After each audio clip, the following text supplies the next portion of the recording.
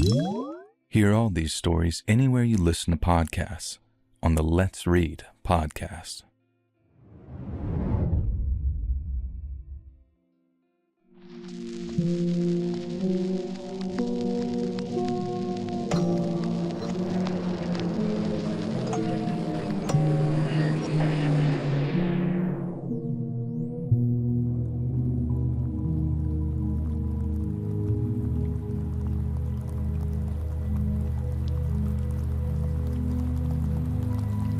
My grandpa was born just under 100 years ago back in 1927 when Canton was still a major stop at the Mississippi Central Railroad.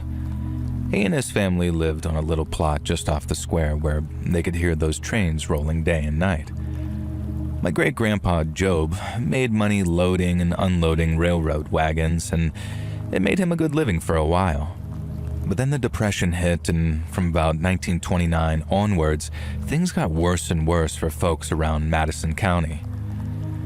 Great-grandpa Job used to get odd jobs fixing the tracks when he could, but the railroad company didn't need him at the roadhouse every day like they used to, and he was out of work for months at a time. My great-grandpa took to washing and ironing for $1 or $2 a load from the better-off families in town, while us kids, me and my 2 sisters, helped tend a garden of okra, green beans, corn, and tomatoes. Supper was mostly cornbread and whatever stew meat they could afford, and sometimes money got so tight that they'd water down condensed milk for the little ones and mashed up leftover greens and water to make a kind of grassy soup, which everyone hated.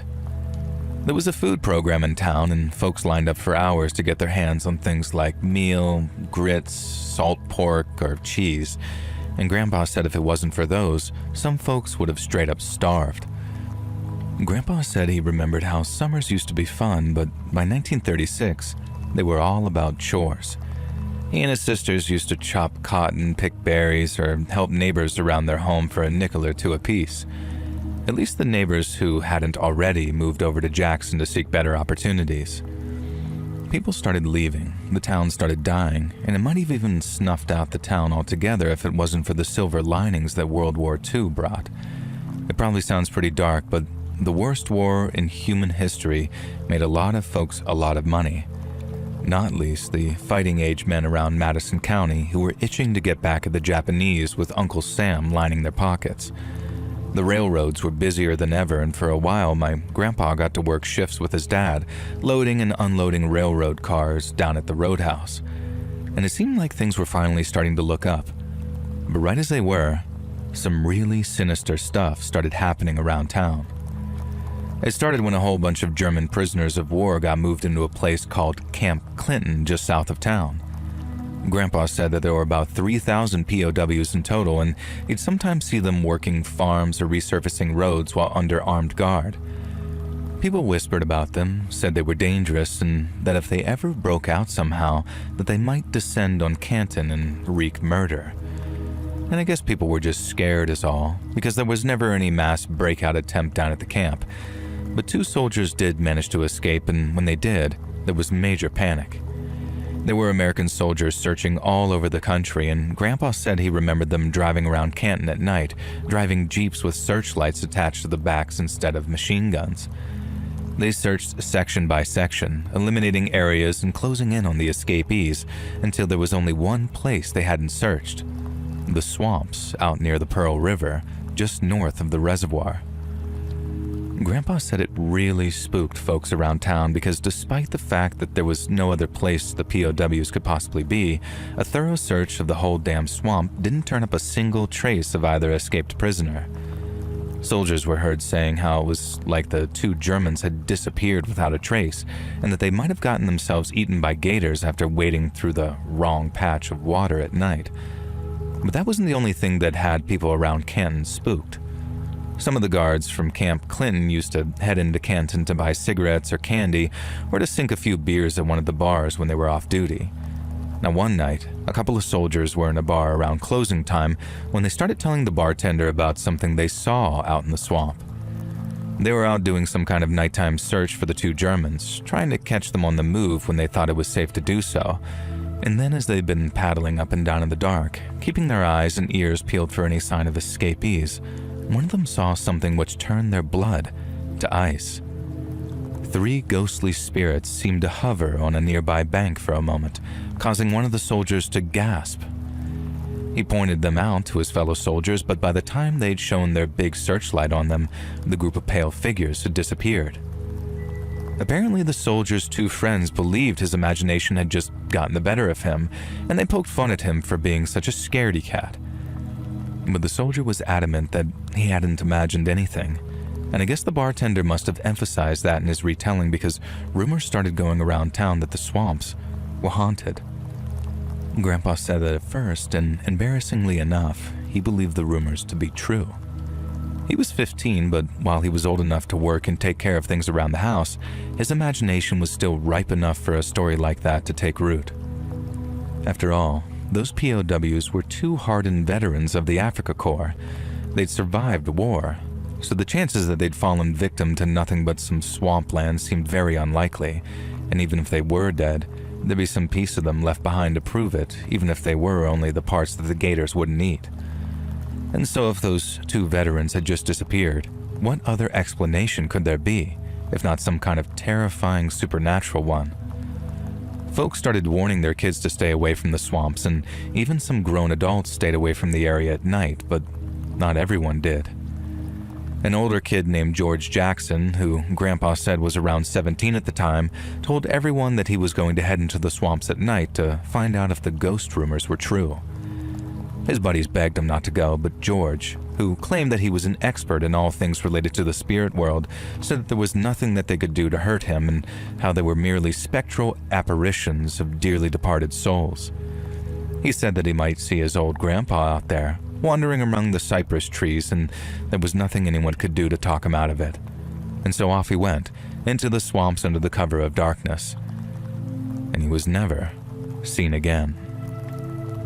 Yet another search party was sent out into the swamps, only this time it was made up of deputies and volunteers. They searched high and low for young George Jackson, and they even dredged the swamp in places that they were able to in hopes of bringing up his body. But no matter how hard they searched, not a single trace of the boy was found anywhere.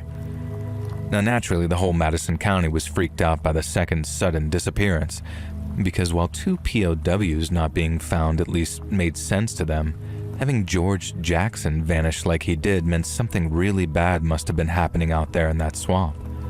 And some folks said the escaped Germans were to blame, how they'd probably murdered young George after he happened across their little hiding place.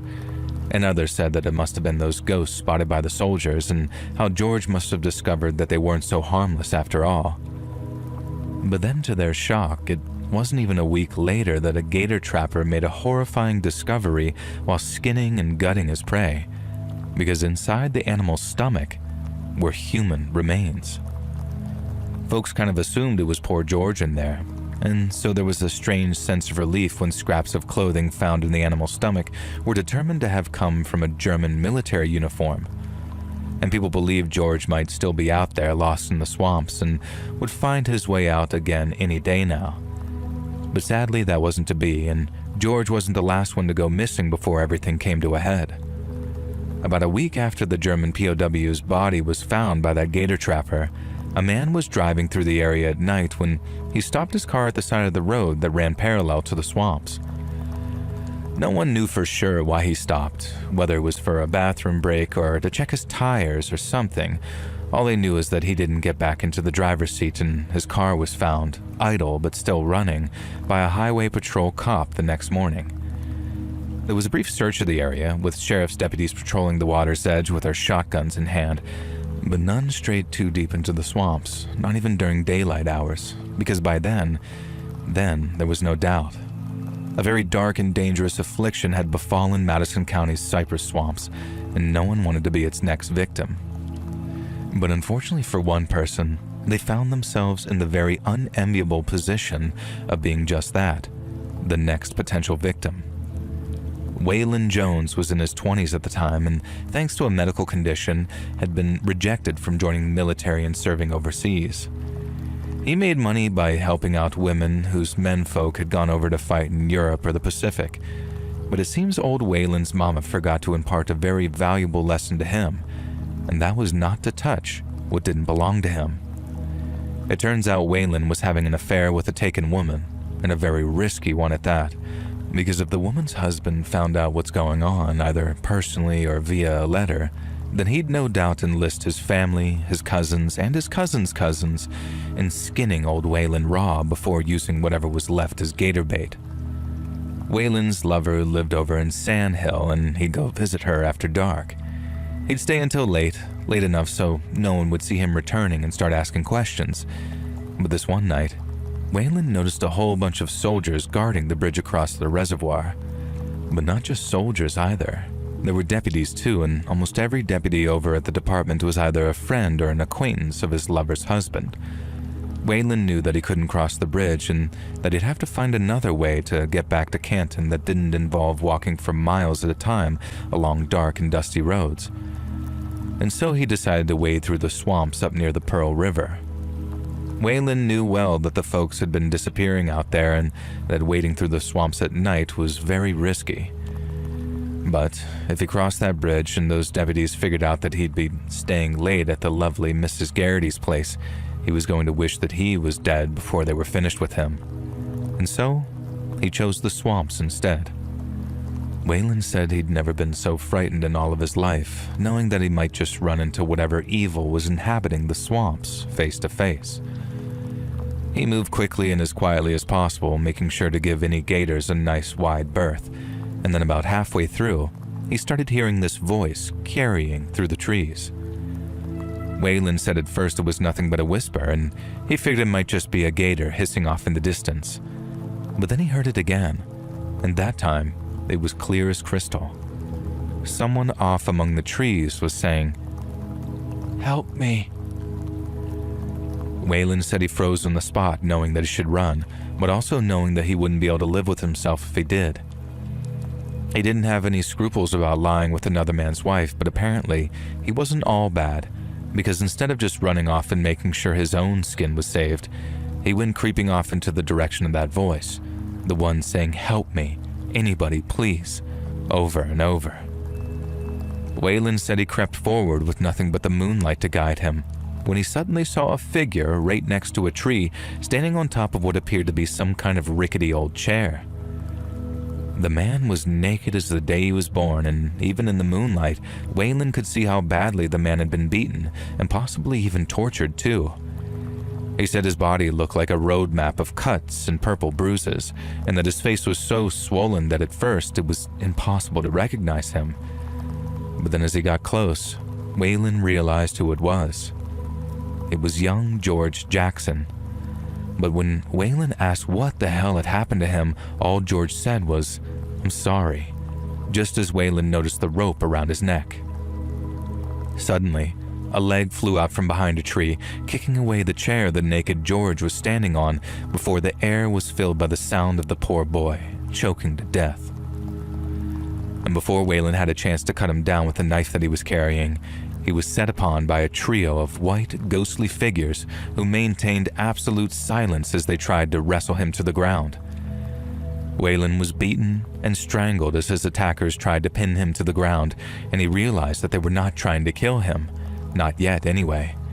Instead, they wanted him alive. He later said that they believed that they caught him unawares, but Waylon was already holding his knife when they attacked, and so no sooner had they laid hands on him, but Waylon started swinging the blade wildly, slashing and stabbing at all three attackers. They were evidently unprepared for such violent resistance, as Waylon managed to best two of the men before the third one ran off into the swamps, still bleeding from the cuts Waylon had given him. But the thing that really gives me the creeps, and that gave my grandpa the creeps upon hearing the story, was how those three attackers didn't make a single sound, even when Waylon drove his knife into one of their chests. And that's all besides what those three men look like, which is something else which has given me the willies, even since the day that I heard the story told. Much like the so-called spirits that soldier thought that he saw out in the swamps while he was looking for those German POWs, the bodies of the men who attacked Waylon appeared a bright white. It turns out that before they'd go hunting for people out there, They'd strip down to their drawers and paint their bodies with paste made out of water and white chalk. But neither Waylon or anyone else around town, including the sheriff, could figure out why those monsters stayed quiet the whole time. I call them monsters only because my grandpa used that word, but he made it clear that they earned that nickname through their actions alone and not entirely their appearances. They were just men, flesh and blood like you and me, but since nobody claimed them as kin or even claimed to have seen either man before in their lives, nobody figured out who they were or where they're from. It was like they just appeared in those swamps with the sole purpose of capturing, torturing, and killing folks in the worst ways imaginable. As you can imagine, the whole Madison County was in conniptions over Waylon's story, not least because a bunch of deputies were able to head out into the swamps, find those chalk-painted bodies, and confirm his story was true. Some folks said that they must have been the German POWs because who else would go about murdering people like that and doing such strange things and painting themselves white? It sure explained why no one recognized them too. But officially, Camp Clinton would admit to no other escapees and insisted the murderers could not have been German captives. But if that really was true, then who the hell were those murderous animals out there? All kinds of rumors went around among my grandpa and his friends, how these men were really monsters or children of the swamp and other such nonsense like that, and he said it made it all the worse by the lack of any kind of official story. Now this was way back during the war, so the Office of Censorship was in full effect. They'd already sent letters around to every newspaper in the country advising them to keep their stories positive or face closure. And this meant the editor of the Madison County Herald didn't dare print the story of what happened out in the swamps or the stories of the folks who went missing. And that meant that no one really knew what happened out there for many years, till the Office of Censorship closed at the end of the war, and people were able to piece together what had happened, my grandpa included. Grandpa ended up moving away from Mississippi to seek his fortune elsewhere. But as long as he lived, he never forgot the story of poor George Jackson, those German POWs, and the ghostly figures who made the swamps their human hunting grounds.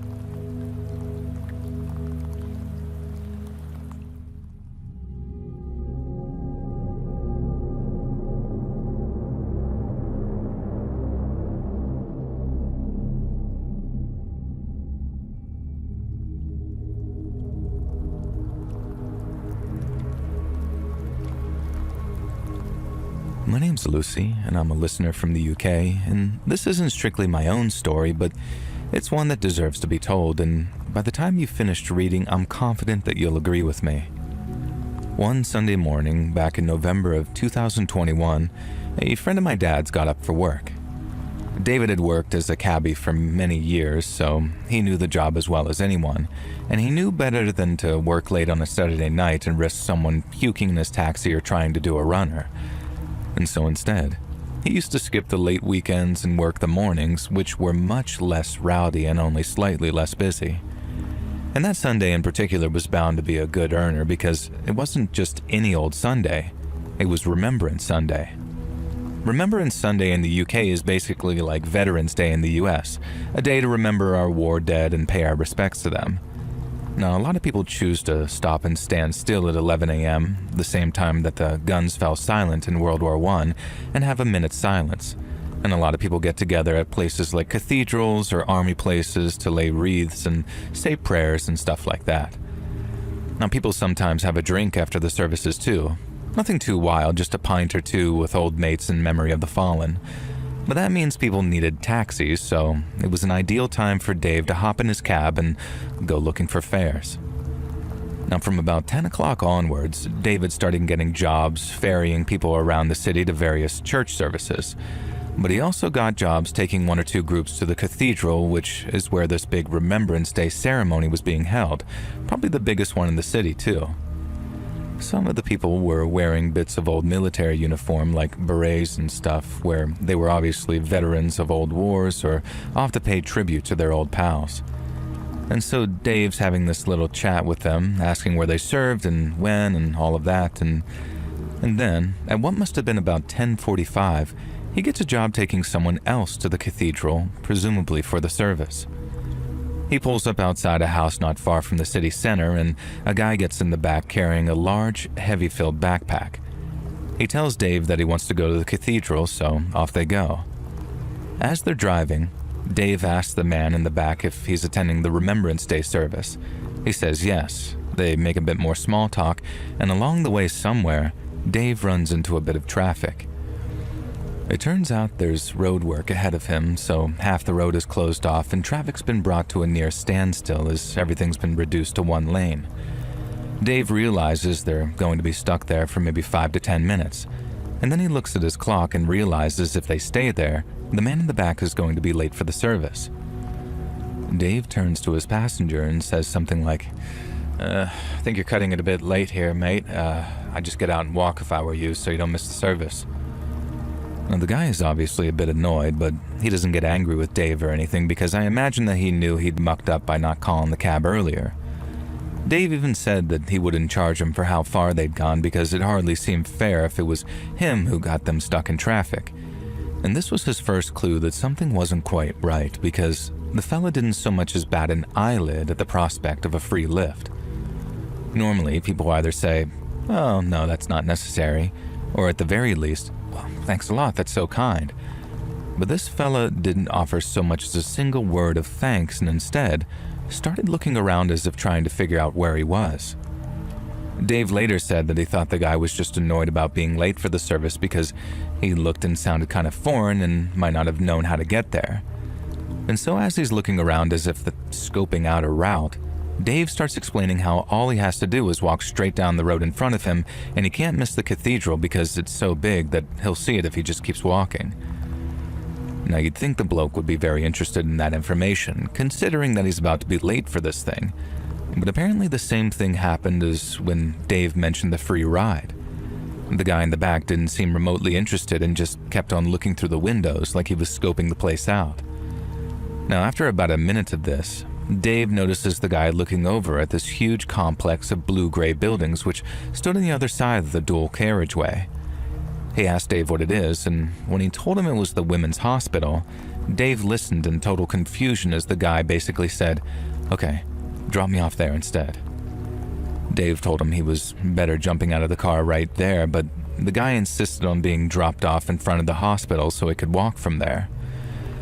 Now, he suddenly didn't seem all that fussed about making it to the ceremony on time. He seemed more concerned with the fact that there was a maternity hospital right there next to him, and I think it was about then when Dave realized the man in the back of his cab was up to something.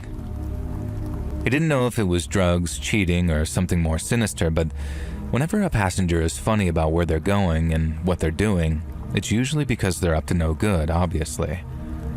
But what did a fella with a big, heavy backpack want to be dropped outside the woman's hospital for? And as he asked himself that question, I think it dawned on Dave what a bad position he was in. He didn't make a fuss or start asking questions, but what he did do was lock his cab's doors, meaning when they stopped, the fella wouldn't be able to get out without giving an actual good reason why he'd changed his destination. If he showed him what was in the bag, he'd let him out. If he didn't, well, that was a different story. Dave waits his turn to go and then turns around and takes the road into the women's hospital car park. Now, he must have been sweating buckets, and somehow he kept his cool. And then when they stopped outside the front doors, the man in the back didn't even try to pay. And this is a private hire cab that wasn't an Uber where you either pay cash or pay by card, and by the end of the ride, it doesn't automatically come out of your account or however that works on Uber. Now, most people, when they're not doing runners, pull out their wallet or some cash as they come to the stop. This fella just grabbed his bag and reached for the door handle before they'd even come to a stop yet.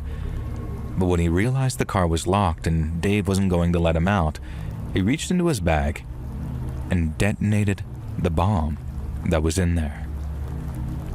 The explosion blew all the windows out and sent all the bits of metal the bomb contained out with it. Now, you can watch the CCTV footage of the blast on the internet, so maybe go watch it instead of me trying to describe it. But my point is, it doesn't look like there's any way in hell that either David or his passenger could have survived it. Everything inside looked like it had been blown to pieces, but somehow, I suppose by some kind of miracle with it being a Sunday, one of the cab's front doors opens just a smidge, and Dave, the taxi driver, comes stumbling out, probably with his head banging and ears ringing. Now, he's obviously had the life frightened out of him because he tries to almost run away from the scene at first. But then a fella in a high-vis jacket goes running over to him to help, and Dave stops trying to run. He's got his hand on the back of his head the whole time, and I suppose because it was burned, but also because he was checking to see if the back of his head hadn't been blown off. It hadn't, thankfully, and if you can believe it, I don't even think Dave even spent a single night in the hospital. I think the only fairly serious wounds that he got was that bit of his ear was cut off by a piece of metal from the bomb. That, and his hearing's been quite seriously affected by how loud the explosion was. On the other hand, the passenger in the back seat was blown to bits. And although someone tried to drag him out of the car thinking the whole thing had been some kind of accident, the whole car was soon on fire with flames licking out the windows and his body being burned along with the car. Finding out was horrible. My dad knew it was Dave before it was officially named because he recognized Dave's car from some of the first images released. But to find out who the bomber was, we had to wait, and it was a very confusing process. First of all, we heard his name was Enzo Almeni. But then it was announced that he changed his name while living in the UK and that his real name was Imad al-Swilmin. We were then told that he was a refugee from Syria, but then that was quickly corrected when someone found out that he was Jordanian, and that he might have been trying to cheat the asylum system by claiming that he was from Syria, which had a war going on at the time. Everyone was obviously thinking, this guy's a terrorist, nothing else to it. But then there was a weird twist to everything. Firstly, Imad had been sectioned not long after arriving in the UK, after walking around town waving a knife and shouting at people. And for the folks who don't know what sectioned means, it's when someone is detained under the Mental Health Act, not arrested as such, but detained for their own safety. He spent some time in a unit, took some medications probably, and then when he gets out, Imad decides that he wants to convert to Christianity. Apparently he got involved with the Church of England, saying that he wanted to settle into his new home by taking the local religion and changing his name. And then when we found out which church it was literally chilling because it wasn't a church.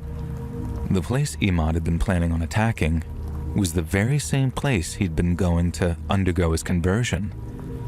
And as you can imagine, everyone found it outrageous, but it was all a massive headache for everyone too, because who was this fella? Was he like an actual terrorist or just a mental case?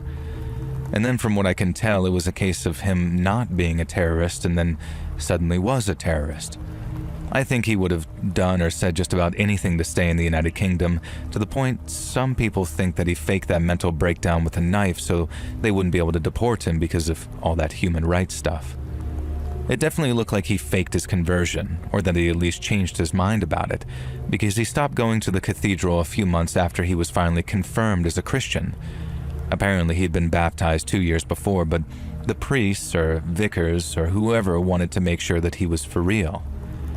And they had him coming back for years before they finally confirmed him. But it seems that might have been nothing more than an attempt to trick the immigration services because, like I said, he stopped visiting not long after. And I heard that 2 days before the attack, Imad called his brother in America and told him he was planning on doing something bad, quote-unquote, as he put it. And that proves the whole thing was planned ahead. And then when the police searched his flat, they found evidence that he'd been building the bomb for months before the attack was ready to go. And the fact that he chose to attack on a Sunday, and Remembrance Sunday too, has a scary sort of significance to it considering all the conversion stuff. And then we found out that after his flat was searched, police found a prayer mat and a Quran and all of that, so he obviously switched back to Islam before he tried to go through with his plan. Now, I just wanted to say that some of my best mates in school growing up were Muslims, and the fella in the shop around the corner from us is from Yemen, and he's one of the nicest guys you could hope to meet. And so this isn't me trying to bash anyone by telling the story, as I know they're not all like that, and I know not all asylum seekers are out to take advantage of a system meant to help people. But we gotta be more careful, because psychos like Imad are out there willing to do and say anything to try and cheat that system, and when they don't get their own way, they're finally told no, and that they're going to be deported. they're going to lash out and try to hit people where it hurts the most. And like in Imad's case, when he saw a maternity hospital with newborn babies and decided it was the perfect place to take a bomb.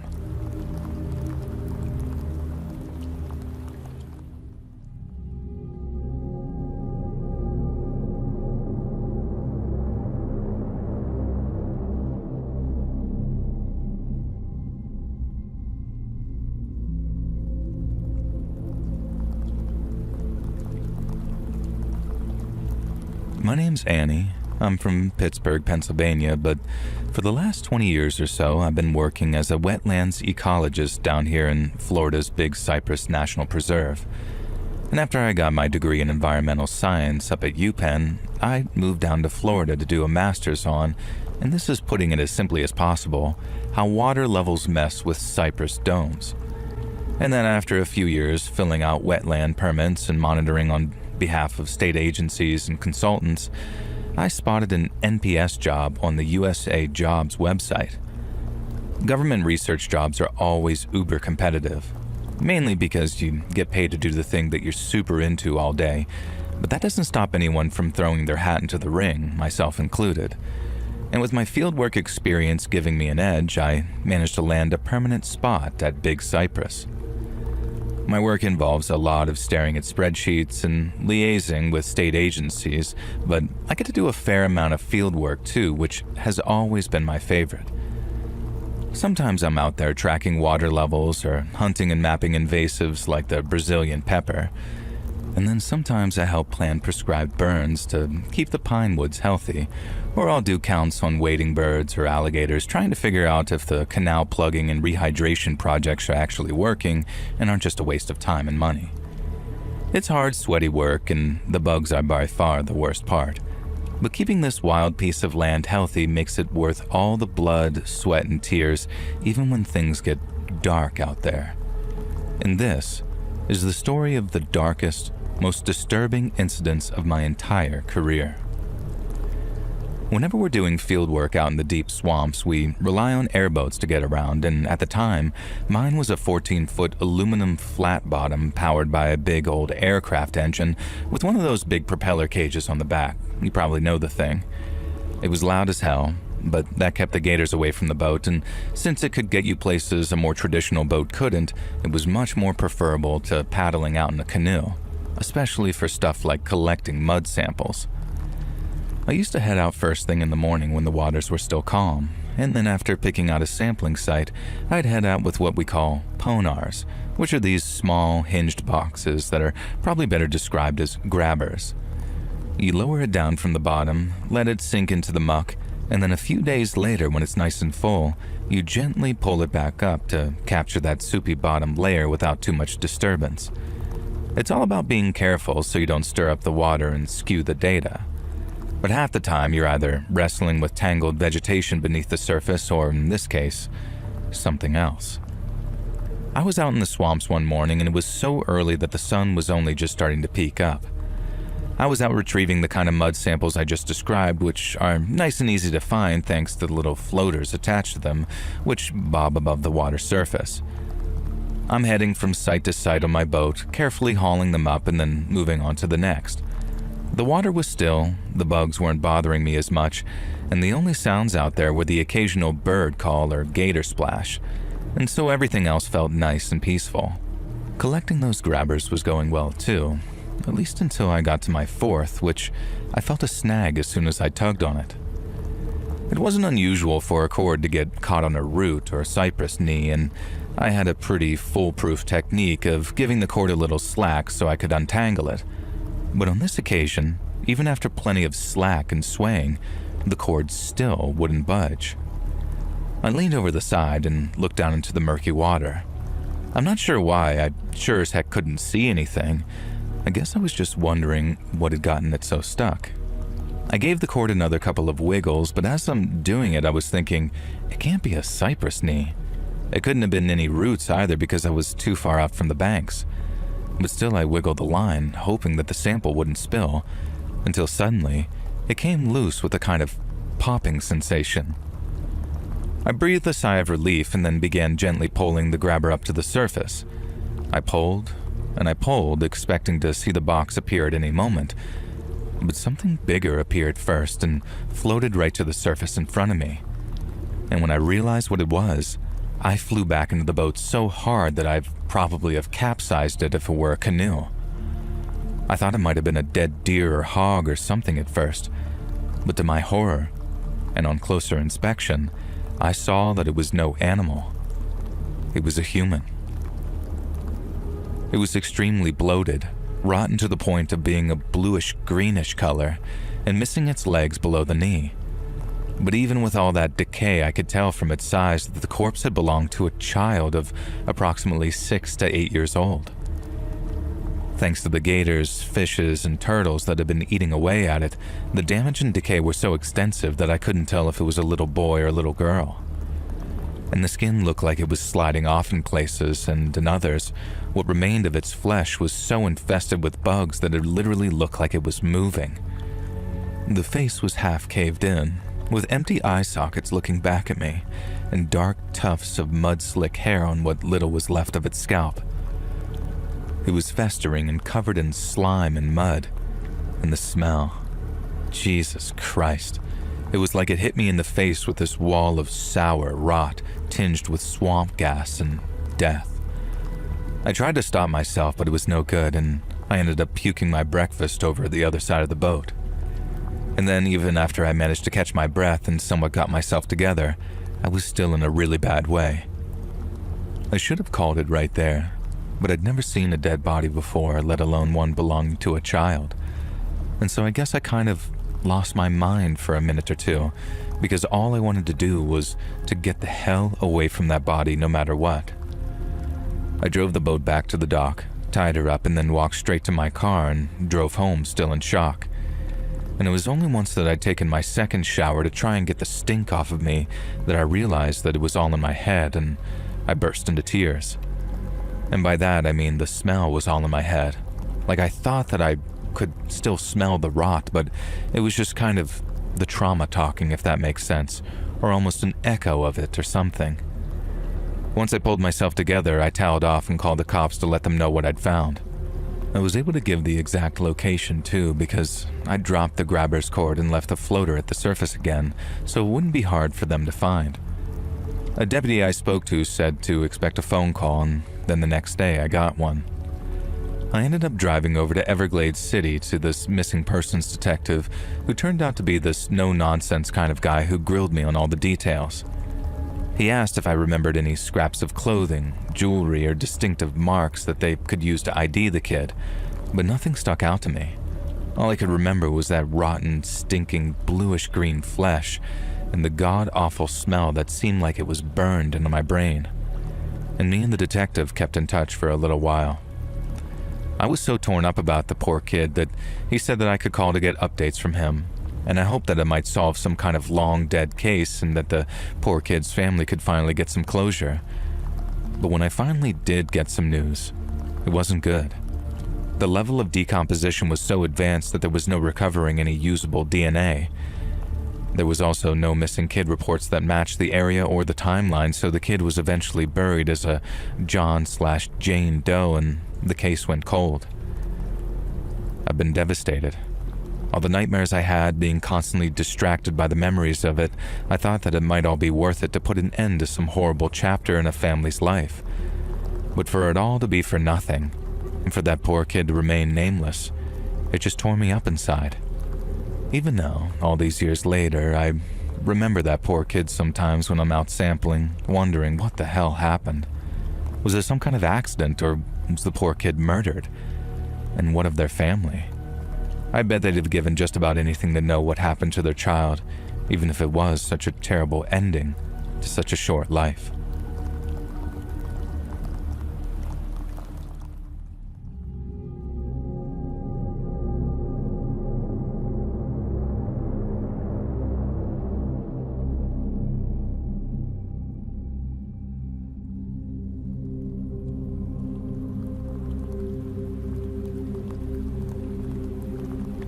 My name's Pete, and since I'm from down under, I thought that I might give you the old traditional greeting there. G'day.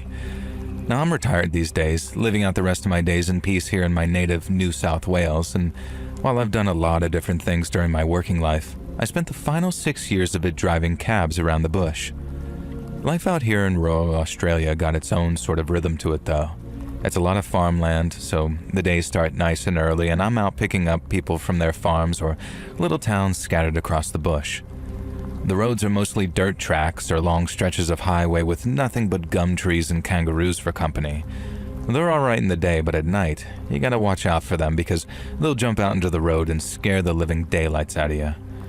Now, it's nice and quiet though, really quiet in fact, and there are never any jams, only ever the odd tractor holding you up and those that you can just pass. But that means we charge much less for much longer journeys, considering a simple run to the shop could be 25 Ks each way. Fuel prices are a killer, same with the heat in the summer and the fog in the winter that makes driving legitimately dangerous. But there's a real sense of freedom and community that I wouldn't give up for anything. Everyone knows everyone, so chats in the cab are sometimes like catching up with old friends. Lots of runs are locals headed to town for groceries, doctor appointments, or to visit family. You'll get the occasional farmer who's banned for drink driving as well, so every so often you'll get a stretch of picking up a Ned in an Akubra and work boots who's off to the sale yards or to pick up some supplies. And then once his ban is all served up, he says his goodbyes, but you stay mates. And then there are the older people who don't drive anymore, and I'll take them to bingo or the pub for a yarn.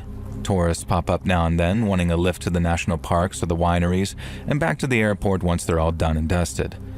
It's all pretty laid back. You end up hearing some ripper stories along the way, and you end up getting to know pretty much everyone as you go about your travels. But that means when you pick up someone new, it's almost like a special occasion. You don't go being nosy and all of that and start prying into their personal lives, but there's definitely an element of, well, who's this guy then? And it was no different the time that I got a job picking a fare up from a pub late at night, and a pub that I was very familiar with and I'd never seen him before. This guy's wearing a black hoodie, dark jeans, and work boots, and he's come staggering out of the pub, and right off I'm assuming that it's someone that I know who's had a skinful. I'm smiling to myself thinking, who's this clown? But when he gets in the cab, I realize that, like I said, he's a total stranger. Now I start dialing it back, right? Because I'm about to start joking around and saying, what are you thinking, you bloody dickhead? The wife's gonna have your balls for earrings. You just look at the state of ya. But then I can't say that to a total stranger now, can I? So I dial it back, wish him a good evening, mate, and all of that, and then ask him where he's off to. Now, the guy says he's headed to his mate's house, and he sounds pretty sauced when he tells me he's not 100% sure where it is. But if I take him to this one particular road about 20 minutes drive away, he'll be able to direct me from there. It turns out he wasn't from around there, which is why he didn't know the area very well. But that wasn't a problem at all, and I promised that I'd get him where he was going, even if it did require a little bit of teamwork. He didn't seem all that talkative, but that was fine by me. Not everyone fancies a chat. But I did have to convince him to take his hood down so I could actually see his face. It was dark out, and he had this hood right up over his head so I couldn't make out his face, and I joked that he was making me nervous, and he did take his hood down, but he didn't laugh or really anything. Now, he was just deadpan, with his dark hair and eyes, and he also looked like not that much older than a kid, to the point where if I had to guess, I'd have said that he couldn't have been a day older than maybe 22. He was just a kid, so while he was acting a bit weird and moody, I wasn't scared or anything, not at all.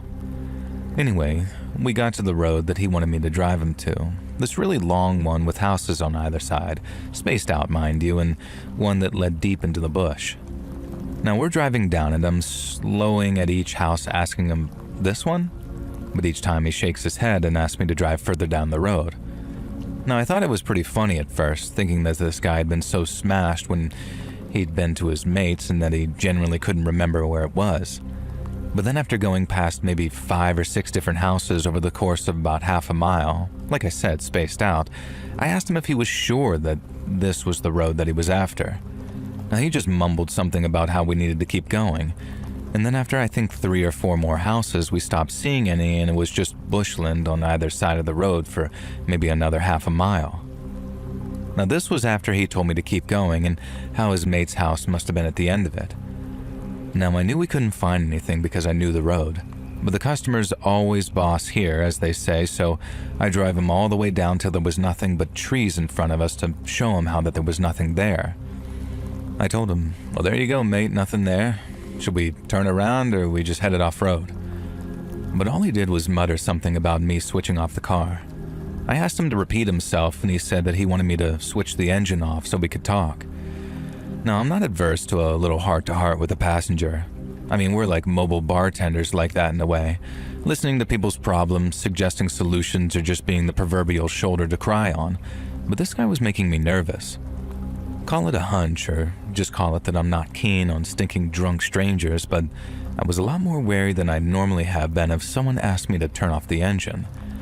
But I did as he asked all the same, and then with just a hint of nervousness, I asked him what he wanted to talk about. Now, I turned around in my seat a bit so I could see him and saw a youngish guy with dark hair and dark squinty eyes who seemed very nervous about what he was going to say. I let him take his time and then tried to prompt him based off of his body language by saying, "You've been having some dark thoughts, have you, mate?" Now, he nodded, and I thought that I had it right on the money, but I didn't. I was slightly but crucially off. He told me that he'd been thinking about hurting people. Not himself, but others, and that no matter how hard he tried, he couldn't get all those dark thoughts out of his head. He felt angrier and angrier at the world with each passing day, and he knew it was only a matter of time before he hurt someone. And the longer he waited, the worse it got, to the point that he couldn't stop thinking about what it'd be like to kill someone. And that was my chance to get a word in, because I had a thing or two to say about what it meant to take a life. I told him it was something that he didn't want to know, and while he thought that he did because of how angry he was, he actually didn't know what he was asking for. I told him the dead come back to haunt those who take their lives, that ghosts are real, just not in the traditional floaty white sheet sort of way. I told him all that from the heart, from experience, but he didn't seem like he was listening, or rather, he just didn't agree. He told me that he'd heard all that stuff, all the old cliches, how it feels wrong in a way that can't be put into words, and he believed it too. It just hadn't changed his mind. He still wanted to cut someone up, feel how warm their blood is coming freshly out of their veins, and he wanted to watch the life drain from someone's eyes too, knowing that he was the one to do it. I told him he didn't know what he was talking about, that life wasn't a movie and that killing was a chaotic, messy, and terrible thing. And I'll never ever forget how when I said that last part about chaotic, terrible, and messy, that little bugger smiled. He kept a smile as he told me that that's what appealed to him, that he'd been thinking about it for so long that he couldn't take it anymore. He told me he had to kill someone, and that night was the night he was going to do it. Now there was this moment of quiet, him smiling and looking at me under his brow, and me just staring back at him thinking, this prick's gonna try and bump me off, isn't he? After giving me some little speech that he'd probably written in his mom's basement. Now I think he saw it in my face too, that he'd said too much, and I knew what he was planning, so he went for me.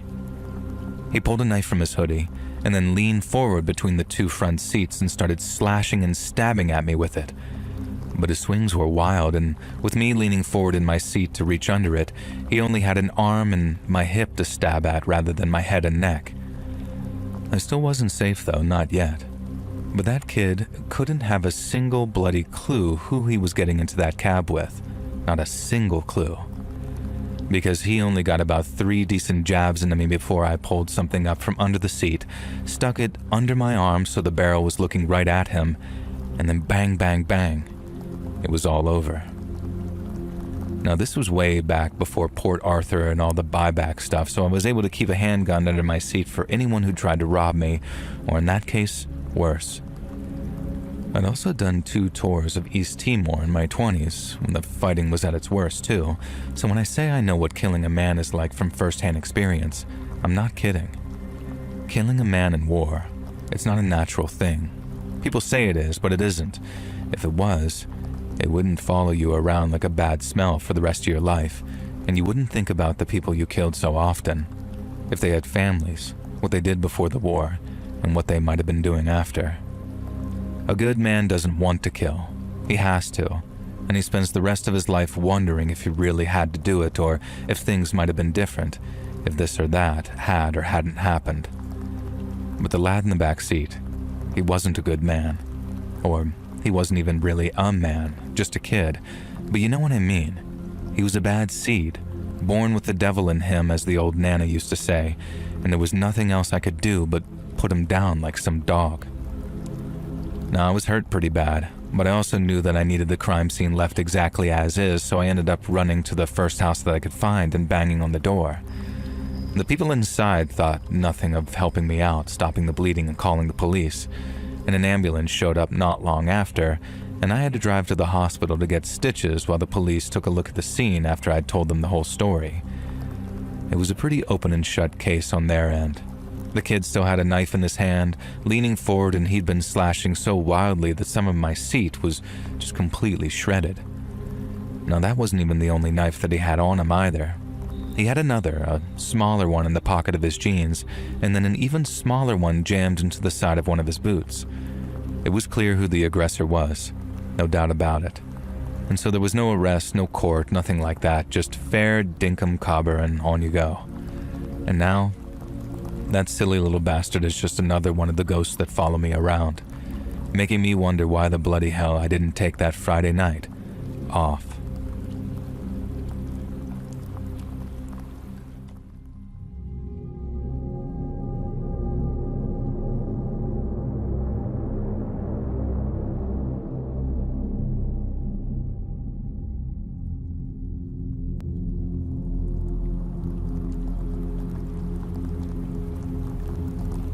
My great-grandma Velda grew up in Plaquemines Parish, Louisiana, and let me tell you, she lived one hell of a life. She was born in 1901, a week after the August hurricane, and her mother called her a miracle baby and said the only reason God saw fit for her survival was to give birth to the most beautiful baby that had ever been born, save for Jesus, of course. And when she was 4, she survived the yellow fever epidemic that killed hundreds, if not thousands of people. And once again, her mama called her a miracle baby because the fever didn't take any of her family. Naturally, Grandma Velma had no memory of all that, but she did remember the Grand Isle and New Orleans hurricanes that hit when she was 8 and 14 respectively. And then came World War I and the Spanish flu, which killed almost 3,500 people in New Orleans alone. She survived the floods, the droughts, the depression, and lived through a whole bunch more wars, and she had plenty of good stories to tell. But perhaps the most memorable she ever told me was one from Prohibition times, when moonshiners and bootlegging rackets were all over the Louisiana coast. Back then, life was really hard for people in the belly of the bayou. Early mornings meant 5 a.m. in the summertime, 6 a.m. in winter, with cockerel cries and yells of Allen's boo from Cajun mothers. Folks were poor too, really poor, so Grandma Velda used to go out on pirogues with her older brother, trapping muskrat or hauling in redfish and speckled trout while their daddy was at work. Now, folks mightn't have had much money, but they still wanted to party, so there was a rich tradition of brewing up homemade wine or straight-up moonshine so people could have something to drink while they danced and fiddled till dawn. But then, Prohibition hit, and when the moonshiners moved their operations out into the bayou, the Bureau of Prohibition followed them, and then what followed was a bloody game of cat and mouse. The chief of police tried to keep his boys out of what was turning into a bloody battle of attrition between the Bureau and the bootleggers, but that could only last so long. One night, one of the parish police officers came stumbling through the door, having been shot through the gut by a bootlegger he'd been unlucky enough to stop. The officer hadn't even been looking for bootleg liquor. He just wanted to make sure that the driver wasn't drunk since he was driving so late. But since the bootleggers were in their total war mentality after fighting the Bureau so intensely, the man just reached for his pistol, shot the officer through the stomach, and then drove off. The man's fellow officers tried rushing him to the hospital up in New Orleans, and word has it he's alive and talking when they got him there. But sadly, he lost way too much blood during surgery and he passed away on the operating table. The chief and his boys were furious. They didn't agree with prohibition, not just because they respected the tradition of home brewing, but because they enjoyed a drink or two themselves. And this meant at first it was their unofficial policy not to enforce it. But after one of their officers were killed, that all changed. The chief of police, a man named Henry Herbert, knew that the key to beating the bootleggers was winning the parish's trust. Not that the people didn't trust him to enforce the law, they just didn't trust that he could keep them safe from men who rode by night to seek retribution against those that had wronged them. See, the bootleggers owned the night, and they ruled by fear and mistrust. Everyone knew that anyone working with the Bureau would end up having some kind of accident, or in more serious cases, have their brains blown out while they slept to send a message. But no one knew exactly who was in the bootleggers' pay and who wasn't. See, it wasn't just a hardcore group of old Cajuns hiding out in the bayou. They had friends and relatives looking out for them, as well as paid lookouts who only wanted to make a few bucks. And that meant that there were never any tips, never any sightings or witnesses, and why the bootleggers were always one step ahead of the law somehow. But this led Chief Herbert to do something pretty radical. He approached the New Orleans Temperance League, a very well-funded group which promoted sobriety, and asked them to sponsor a reward system for anyone who helped bring the bootleggers to justice. Unsurprisingly, the League was only too happy to help, meaning Chief Herbert was able to ride up and down Plaquemines Parish, announcing rewards for anyone who approached his officers with information. And at first, they got nothing but a handful of bogus reports intended to throw them off. But then one of the parish officers approached the chief, talking about a girl down in Potash who wanted to talk to him about the bootleggers. He said it was real important, and what she had to say involved one of the lead bootleggers having an after-hours sit-down meeting with a wealthy New Orleans financier in the saloon she worked at. There was just one condition. She would only talk if they gave her a ride up to Belle Chasse in the middle of the night, after guaranteeing the safety of both her and her family.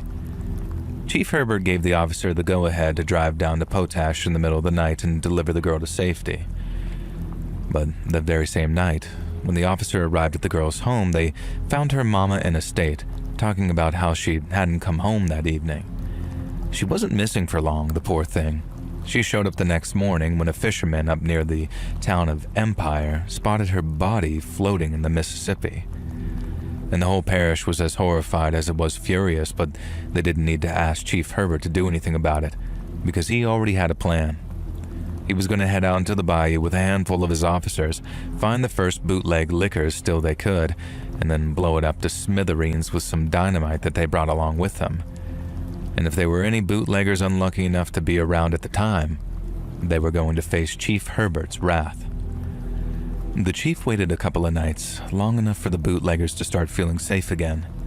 And then he gathered up half a dozen of his officers, armed with rifles and shotguns as well as their sidearms, and then led them out into the swamps under the cover of darkness. The chief knew the area well, and the men he'd picked to join him were all accomplished outdoorsmen. They crept through the bayou on cat's paw, slowly getting deeper and deeper until they couldn't see lights from the parish townships anymore. They stayed quiet as mice, avoiding patches of mud and water while never once daring to shine a light or talk louder than a whisper. And then after maybe an hour or two more, they smelled wood smoke and realized that they were close. Chief Herbert and his boys kept on moving till they found a moonshiner's shack, and then they slowly closed in till they had it surrounded. Then on the chief's signal, they rushed the shine shack with their weapons at the ready, only to find it empty.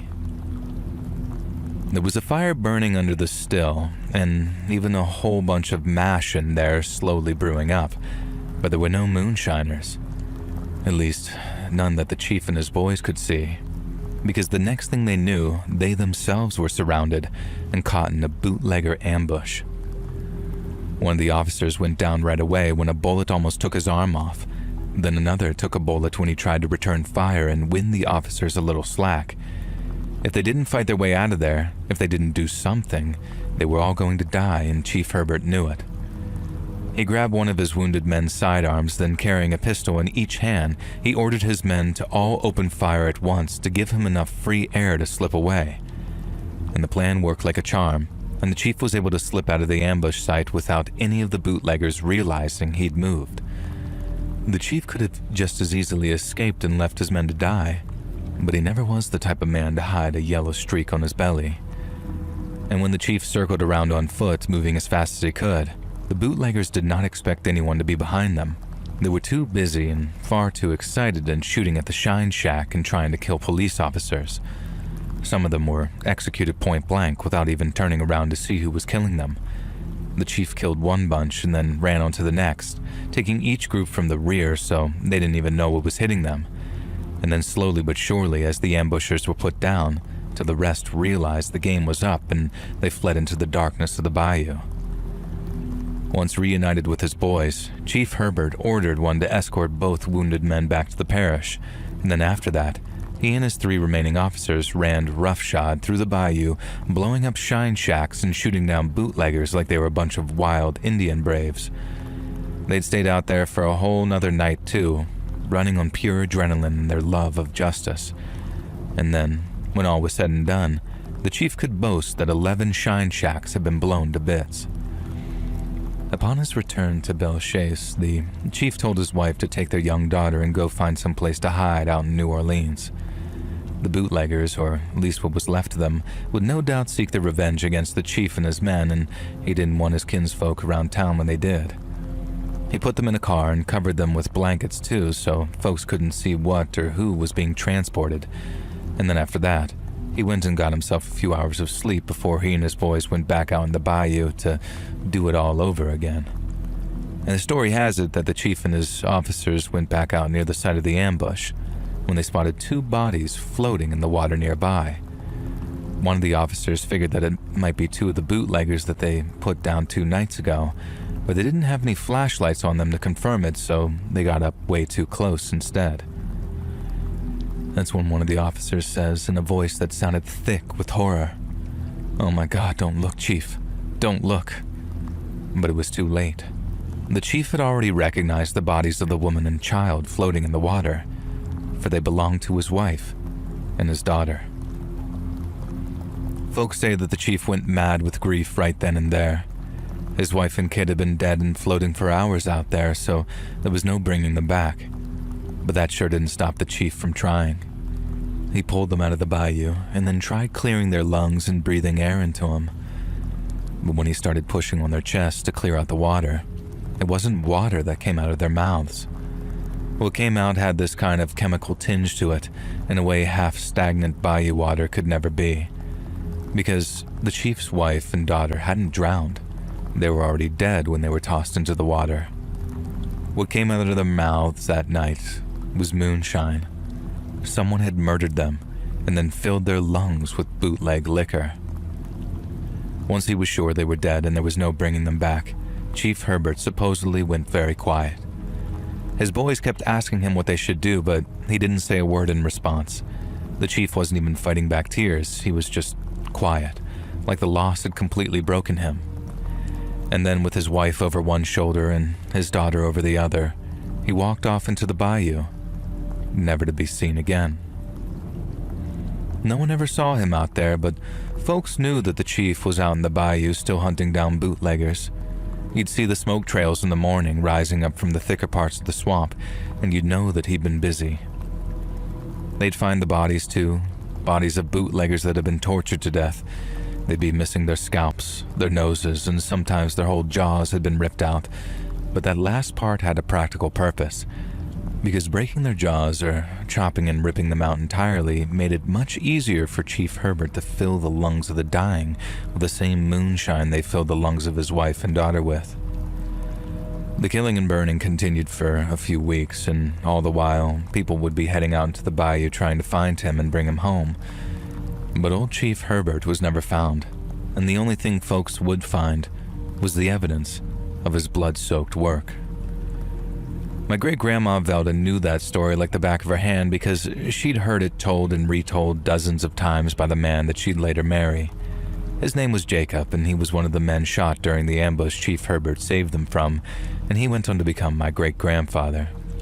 Sadly, I never got to meet him, and I only met my great-grandma Velda when I was just a baby, so I don't have any solid memories of any times we spent together. But just knowing their story and the story of Chief Herbert's righteous revenge is enough for me to feel connected to them. And it's through knowing our kin and our history that we get to know ourselves better.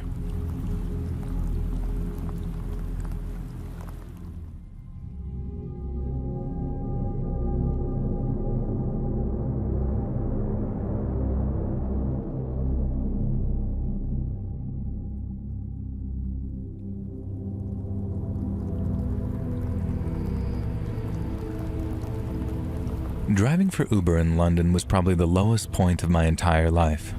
It sounds harsh, and I'm not saying that there weren't upsides to it or that I didn't meet some unforgettable people while driving them around. It's more that I was forced into it after my first business went under, so I was in a really bad place mentally. And it was while driving Uber that I went through what might have been the scariest experience of my entire life. London is a mad city. Probably always has been that way and probably always will. I like being able to pick my own hours and log on to Uber whenever I fancied making a bit of cash. I could choose to only work peak hours too, because surging fares meant that I could make double or even triple what I might make during quieter periods. You meet all kinds of people too. Tourists, interesting locals, even celebrities sometimes. And if you're out chasing airport runs, you can make a tidy amount of money on chilled out runs while chatting about people's holidays, visits to family, whatever it is they're traveling for. You're your own governor, really. Just you, your motor, and the app. But it's not all sunshine and roses. London traffic can be an absolute nightmare. Half the time you're stuck in gridlock, burning through your petrol and your patience, especially when ULEZ charges nick a chunk of your earnings. Insurance rates are liable to go through the roof, and you gotta shell out for PHV license and checks, and if your car's playing up, then even more money down the drain. Competition is horrifically fierce too, and there's very little honor among drivers in that respect. And so sometimes you have to be extra quick on the draw to get a decent fare, or you could be waiting there for almost an hour trying to get on the scoreboard. And I'd say the very worst part of the job is the passengers. The bad ones, I mean. I'm not talking about the ones who complain or chat nonstop when I'm trying to concentrate on the road. I'm more talking about, in fact, well, let me just tell you the story and you'll see what I mean. So about a month before I threw in the towel and signed up to Universal Credit for a bit, I got this job taking some lads from Brixton down toward the Kingston estates. They were quite a rowdy little trio who kept me waiting a few minutes before they piled into the back of my car. They couldn't have been older than maybe 25, but you can't tell with some of them. I've known a 17-year-old lad to look and talk like a bleeding 30-year-old, but that's neither here nor there, I suppose. Now anyways, these younger lads pile into the back making jokes and being loud, but they weren't being threatening or intimidating or anything like that, just young and annoying. I confirmed where they were going, told them to fasten their seatbelts, always a good idea with young lads, otherwise they just don't, and then off we went towards the estates. The other thing that really annoyed me about that job was how they somehow picked rush hour of all times to request their Uber. You obviously get big fares from driving people around at those times, but it's so not worth it compared to late nights or even early mornings when everyone's rushing but tired. But sometimes when you're out, you're out. So it was better to take the job and be stuck in traffic making money rather than losing money. And so as expected, we hit a traffic jam pretty quickly and slowed to a stop surrounded by cars. The lads in the back are complaining, trying to backseat drive and all of that, and I wasn't a bell end to them or anything, but I said that they weren't getting charged any extra and they should just relax instead of giving it all that. Now they were chill, saying, "All right, mate, fair enough, we're good." And then we sat there for a few minutes, moving forward by a few cars every so often while we waited for our turn at the lights. The lads in the back were chatting away to themselves, and it sounded like they were looking out the window and pointing out at a passerby. Now they said, "Is that so-and-so?" And then another said, "Yeah, it is." And then the first lad then said, "He's seen us. He's coming over." And this is when I turned around to see who was approaching the car, because the lad in the back sounded pretty nervous, like whoever it was didn't want to give him a very cheery hello. But when I turned in my seat and looked out the back window over my left shoulder, I just thought, bollocks. Because approaching my car was a lad on a bike, wearing a black ski mask and what looked like he was holding a freaking sword. Now I say sword, but it was more like a designer machete, if that makes sense. At least 1.5 feet long with a jet black blade, and it looked quite expensive actually, like a good bit of kit if you were off on a jungle trekking holiday. But this wasn't the Amazon. This was London, so as soon as I saw it, I knew something bad was about to happen. Now the first thing I did was lock my doors, and then the lads in the back started shouting, "Drive, drive, drive," but there was nowhere I could go. I kept telling them that I'd locked the doors and that the guy couldn't get him, but as he got closer and closer to the car, I realized a window wasn't going to stop him. The guy got off his bike in gridlock traffic and started bashing my back window with the handle of the machete. I realized very quickly that they'd be trapped once that glass fell through, and that the guy on the opposite side needed to get out of the car and make room so the others could get out. I unlocked the door because there was a child lock in the back, and then started shouting at the guy in the back to get out and run. I shouted at him again and again to get out of the car, but it was like he was frozen. His eyes were glued to the window as the machete hammered on it until it suddenly smashed. The glass burst and flew into the car. It was only then that the guy in the back realized that he actually had to get out so his mates could actually escape too. But by then, it was a bit too late for the lad nearest to the machete. I don't know how many times he got stabbed before I finally just put my foot down and reversed into the car behind me. We hit bumper to bumper, and I thought that the lad in the back might make a run for it just like his mates had by then. But all he could do was clutch at all of his stab wounds trying to stop the bleeding. That and shout, "Please drive, please drive, please drive," over and over at me. Now everyone could see what was happening, and the cars on my right pretty much saved this lad's life by hanging back and giving me enough space to get out. And I suppose they didn't want their cars smashed because it was the only route that I had available, so if they clogged it up, they were going to need some work done. But they left it free all the same, and I was able to peel out of the gap at speed before taking it to a grass verge and overtaking all the waiting traffic. Now we're finally away from the guy with the ski mask and the machete, but there was still the matter of getting the lad in the back to the hospital, and even that wasn't the first thing on my mind. He was back there shouting, "Please, bruv, please take me to hospital, I don't want to die. Please don't let me die," and this other stuff that was sending my blood pressure through the bleeding roof. And I thank God that I knew the road so well by then too, because if they'd have been at the beginning of my stint driving Uber, I think I might have not actually known where to take him. But luckily, I was able to zoom him over to the nearest A&E where he was rushed inside and obviously made a priority patient because of all the stab wounds. I ended up staying in A&E for about an hour, waiting to hear back from a doctor that the lad was at least okay.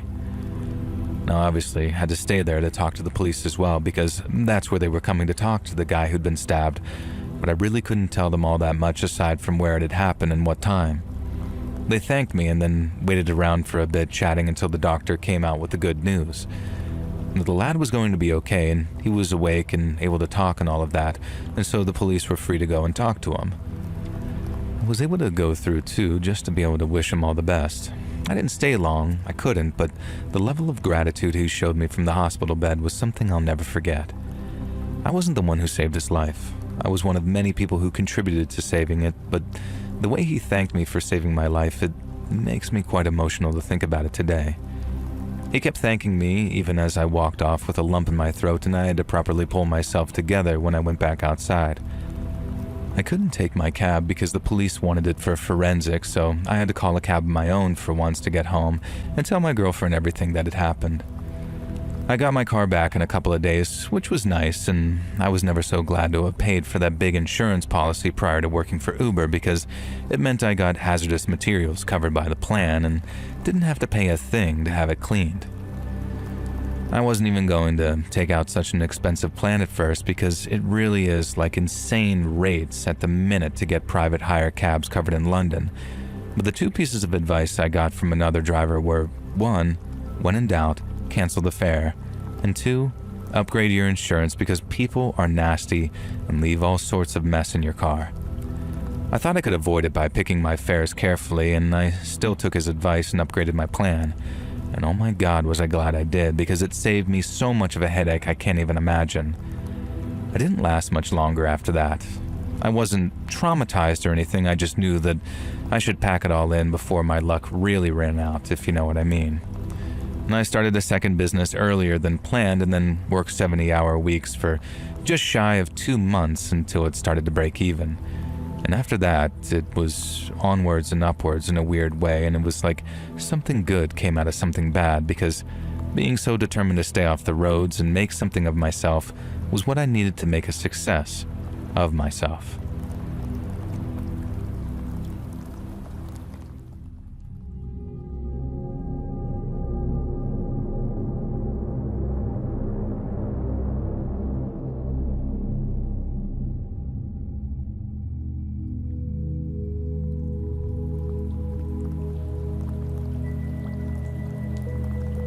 Hey, let's read. Big fan. I think I got a fishing story of mine that you might enjoy. And I know fishing ain't exactly the scariest of subjects outright, but I promise you, this one's got some bite to it. Many years ago, my friend, this old pal Earl, went out fishing in the Great Dismal Swamp out here in North Kakalaki. Now, for those that don't know, the Great Dismal is basically a huge stretch of murky water along with these cypress trees, Spanish moss, and humidity that's so thick it feels like the air is weighing on you. It's a really beautiful place when the weather's fine, but it's wild too, and while that definitely helps give it an almost creepy sort of vibe, it sure is a fine place to catch some fish, I'll tell you. Now, it was September, and one of those overcast, drizzly days that's perfect for fishing. And so we figured that we'd head out with our John boat, our rods, and a cooler full of bait to see what we could bring home. Now, I had some night crawlers and some stink bait that I whipped up myself. Then, of course, we brought along a 6-pack or 2 of them cheap beers to make the hours slip past a little quicker. And to us, there was nothing better than sitting out there, lines in the water, waiting for a bite while we talked out all of our problems and just watched the world go by. And so we went out whenever we could, especially when the weather was right for it, and that day was no different. We pushed off from the bank around 9:30, motor chugging away as quiet as we could to make it so that we didn't spook away all the fish.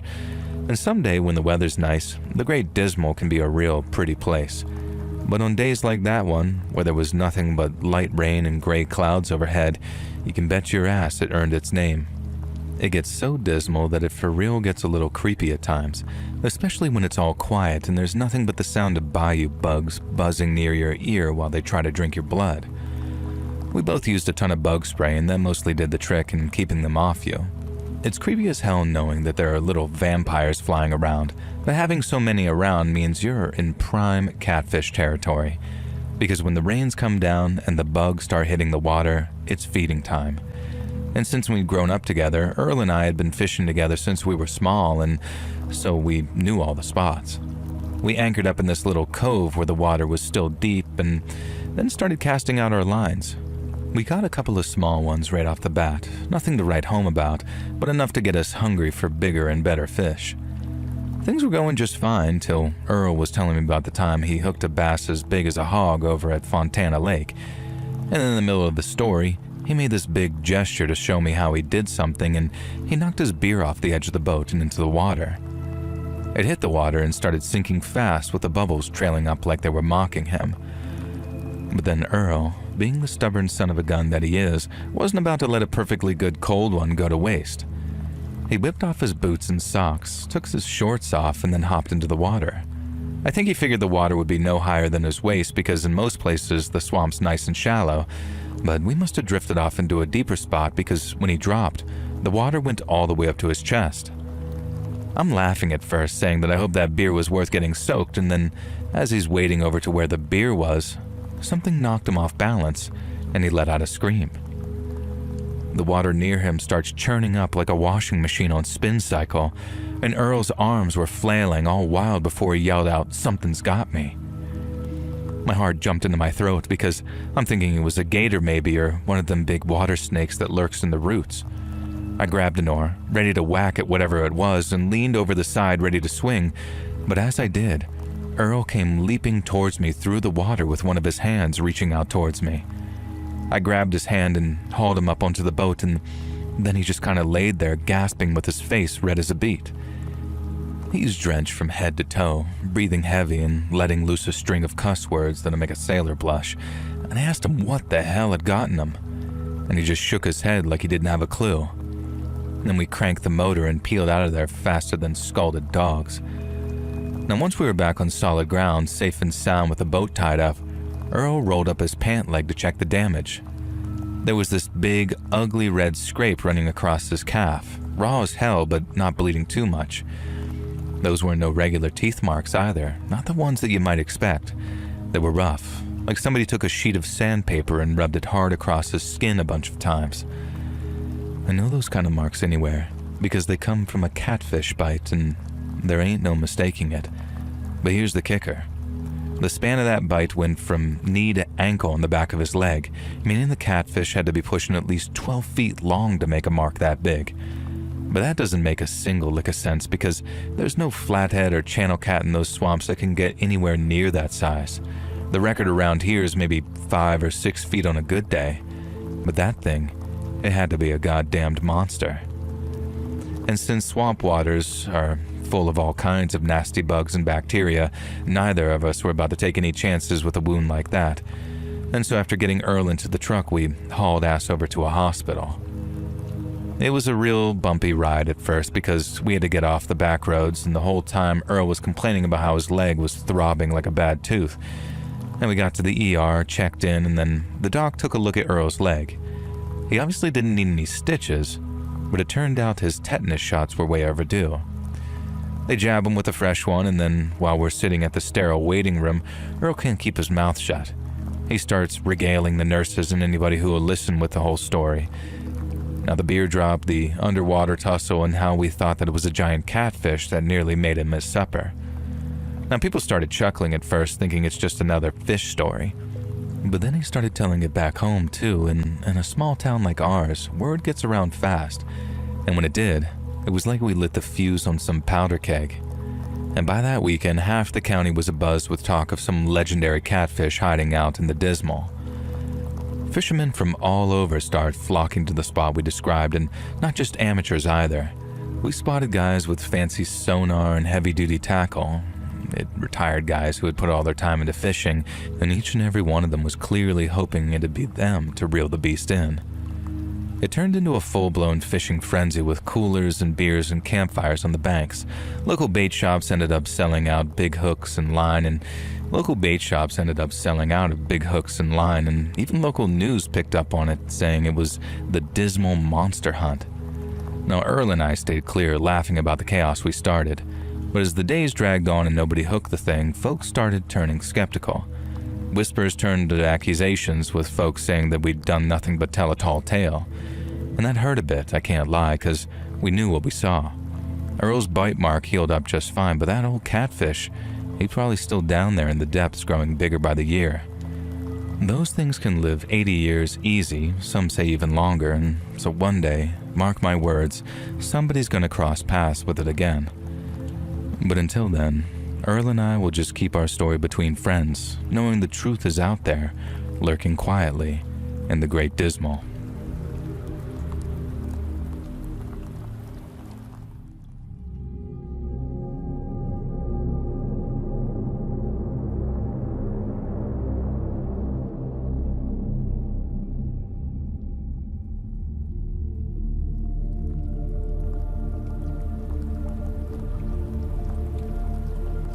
As a younger man, I used to drive taxis around my home city of Belfast. But driving taxis in Belfast during the 80s was a lot different to driving taxis anywhere else. Because this was at the height of the Troubles during the 80s, meaning Belfast was a very, very violent place to live and work.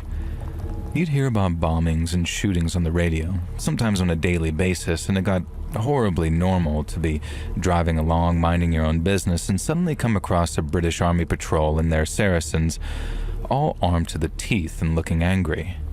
It was a scary time, but you had no choice but to carry on bringing home the bacon because we all had people depending on us. Some came close to some pretty nasty ends while out on the roads. Fellow cab drivers, I mean, though. But some came closer than others, myself included. On a very drizzly Tuesday in 1981, I was out on the roads picking up fares. I've been on the road since tea time, having done a few runs into the city center and back. And then around 10 o'clock, I was cruising along the Falls Road edge on my way to Anderson Town to pick up a fare. Now, the drive took a little bit shorter than usual as I was mostly driving down empty back streets, and since I was starting to feel a bit tired, I remember telling myself that that was the last job for the night. And remembering that gives me a dark sort of chuckle these days. I got to the pickup spot, which was the car park of the old swimming pool before it all got done. But when I pulled in, there was no one to be seen anywhere. Now I'm thinking the fella's inside the building, that he's a member of staff who needs to set the alarm and lock up, so to save petrol, I turned off my engine while I waited for him. 1 minute goes by, then 2, then 3, and still no one appears from the pool building. I started getting a little bit impatient, thinking that I'll just give him a few more minutes good grace and then I'm off-ski. I remember tapping my wheel, looking out my driver's window at a car that got my attention, and that's when the shooting started. The window screen shattered, glass was flying everywhere, and then one by one I started feeling the hits. First in the shoulder, like a hammer smashing bone, and then the chest, knocking the wind out of me. I got another in the leg, and that one was the worst, and it felt like someone had shoved a red-hot poker right to the bone. And the car was getting riddled. The panels were buckling, the tires were popping, and all the while I'm trying to make myself as small as possible, practically duck down into the footwell trying to climb inside the engine. And it was only when it stopped that I started thinking, why me? What did I do? I was just driving a taxi trying to make an honest wage. Who the hell did they think I was? And the pain was everywhere. And somehow I was still conscious and gasping for air, because the shooting had stopped and I was still alive, and I thought that maybe I'd gotten off easy. I knew I still had a mountain to climb in terms of getting myself help, because I could feel everywhere that I'd been shot, and I knew that I had to get to a hospital. But there was also this mad feeling of relief knowing that I was over the worst of it, and it was all technically uphill from there. Unfortunately for me, that wasn't exactly true, and as I tried scrambling back into the driver's seat, I heard the footsteps on the concrete outside. I looked up just in time to see a man in a balaclava pointing a pistol through the window, and it wasn't quite like my life flashed in front of my eyes, but I did quite clearly see an image in my mind of my wife and kid at home, crying when they got the news.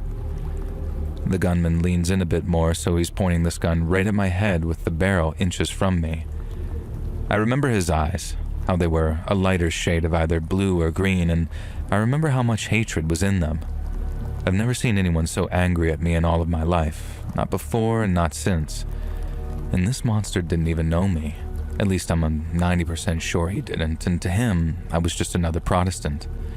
He had no hesitation whatsoever in pulling that trigger, but when he did, nothing. The gun had jammed. Now, it was a miracle or a complete coincidence, depending on how you look at it, but again, it wasn't over. The guy starts fumbling with the gun, trying to make it shoot. I saw a bullet pop out when he did something like slap it or pull at it, and then he tried again, aiming his gun toward my head and pulling the trigger. But again, the gun didn't fire.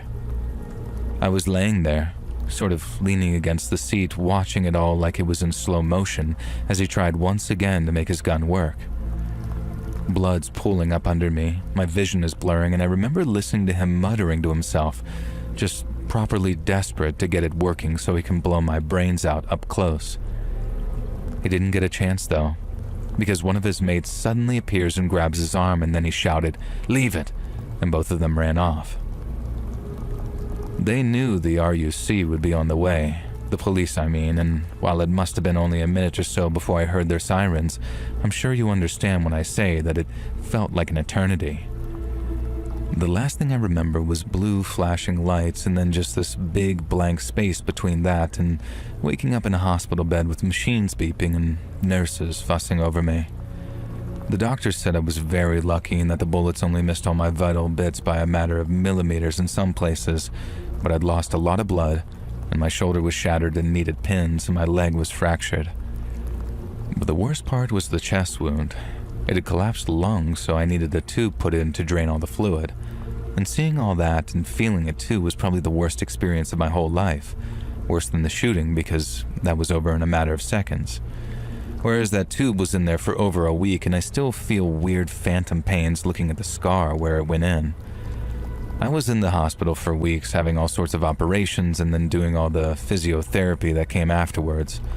I had the wife and the little one in there crying over me, which was really tough, and my little boy didn't understand what was happening at all, so it was even worse on him just not getting any of it.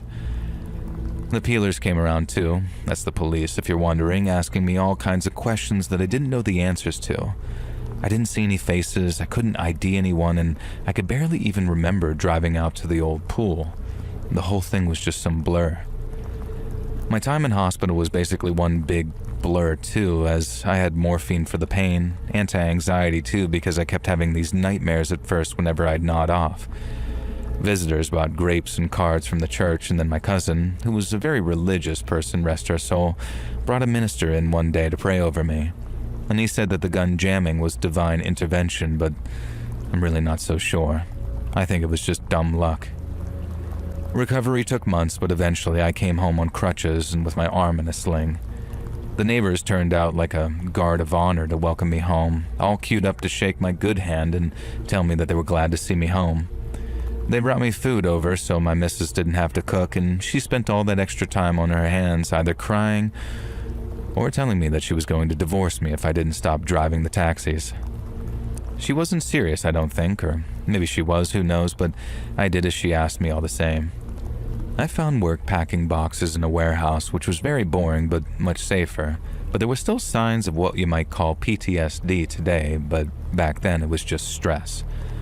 I'd jump at cars backfiring or doors slamming too loud, and then forget about cabbying or driving anywhere at all for that matter. I didn't get behind the wheel for a while, even when I was well enough to do it. And as you can imagine, it reminded me too much of that night. Even just holding the steering wheel in the same way I did when I was waiting caused cold sweat to collect around my neck and armpits. And then my heart would start hammering like I was about to have a heart attack, and I'd end up crawling out of the driver's seat, hyperventilating until the wife came out to bring me inside again. My mind was locked onto the shooting for months, and any spare moment I had, my mind would wander to it. I'd think about the rat bag who lured me to that car park and wondered if he was forced to do it, or he did it willingly because he was so full of hate and anger, like the same sort of wild hatred I saw in the eyes of the man who tried shooting me in the head. As far as I know, he was never caught, but even if he was, he'd probably be a free man today after the Good Friday Agreement let all kinds of thugs and killers back onto the streets. I was told that writing this out would be healthy for me, and in a way I suppose it had been, but sometimes thinking about the coincidences is enough to drive me insane. A good example would be how many things had to happen for that bastard's gun to jam twice on him. He had to buy it or get it from a guy that hardly cleaned it, and then the ammunition that he used had probably been kept in a damp place or something to try and hide it from the peelers. And so much had to happen, or not happen, for my brains to stay in my skull that night. And although I'm not a strictly religious man, it is hard not to wonder if there was some sort of higher power at work that night.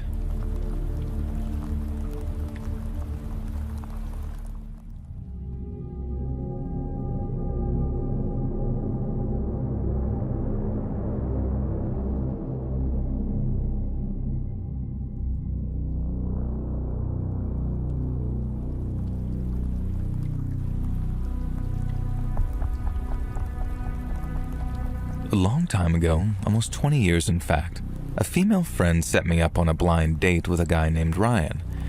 He was a buddy of her boyfriend's, one he spoke very highly of, and for reference, I was a 28-year-old woman when we met, while he was almost a whole 10 years older at 37. My friend promised me that he was good-looking and that he had a good job, all that jazz. And while I hated the idea of a blind date and how it made me feel so incapable, I didn't regret going. Ryan was a truly beautiful man, but then once we got talking, I understood why he was single. First off, he sounded like a legit workaholic, and while he admitted that that was something he needed to work on, it leads me to the second thing, his poor communication skills. I called my girlfriend on my cell from the bathroom, and then she says, "Oh, he's just shy, let him warm up a little." And at the time, I thought that she was right. I was patient with him, told him he didn't have to worry about offending me or upsetting me. I mean, not within reason anyway. And then over the next month or two, Ryan really opened up to me.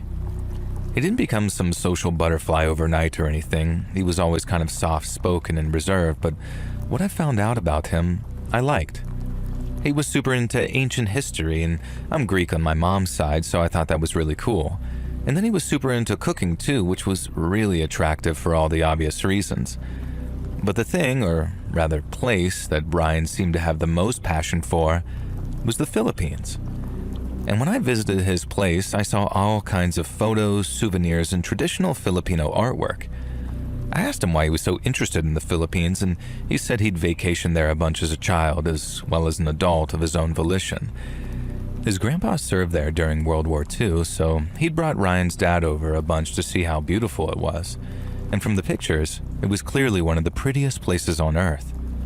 There were pictures of Ryan standing on white sandy beaches in the company of various people, and then photos of him out in the jungle that he said were from nature tours. All the food looked amazing, the people all sounded super friendly and welcoming, and I totally understood why Ryan and his family had such a huge love of the place. The relationship went from strength to strength. I met his parents, he met mine, and we went on a wonderful weekend vacation together in Mexico around the 8-month mark. Now everything was going amazingly. And then just short of our 1-year anniversary, Ryan asked if I wanted to move in with him. I wasn't 100% sure at first because I've never lived with a boyfriend before and figured that was something couples only did after maybe 2 or 3 years of dating. But since I did really like him and he was everything I was looking for in a long-term partner in terms of cleanliness and having his crap together, I accepted and then moved in the following month. We spent our 1-year anniversary together in our apartment, and I know I keep saying this, but at the time, I was very, very happy. Ryan and I seemed like a really good fit for each other, and all of my girlfriends kept asking, when's he going to pop the question? I think if things had continued for maybe another year or two without incident, I'd have accepted any proposal he offered me. But, and as I guess you've already figured out from the way I'm talking about Ryan, things didn't stay all hunky-dory, and it wasn't long before things got really, really dark. Okay, so remember when I said Ryan was a workaholic? Well, he never really got a handle on that.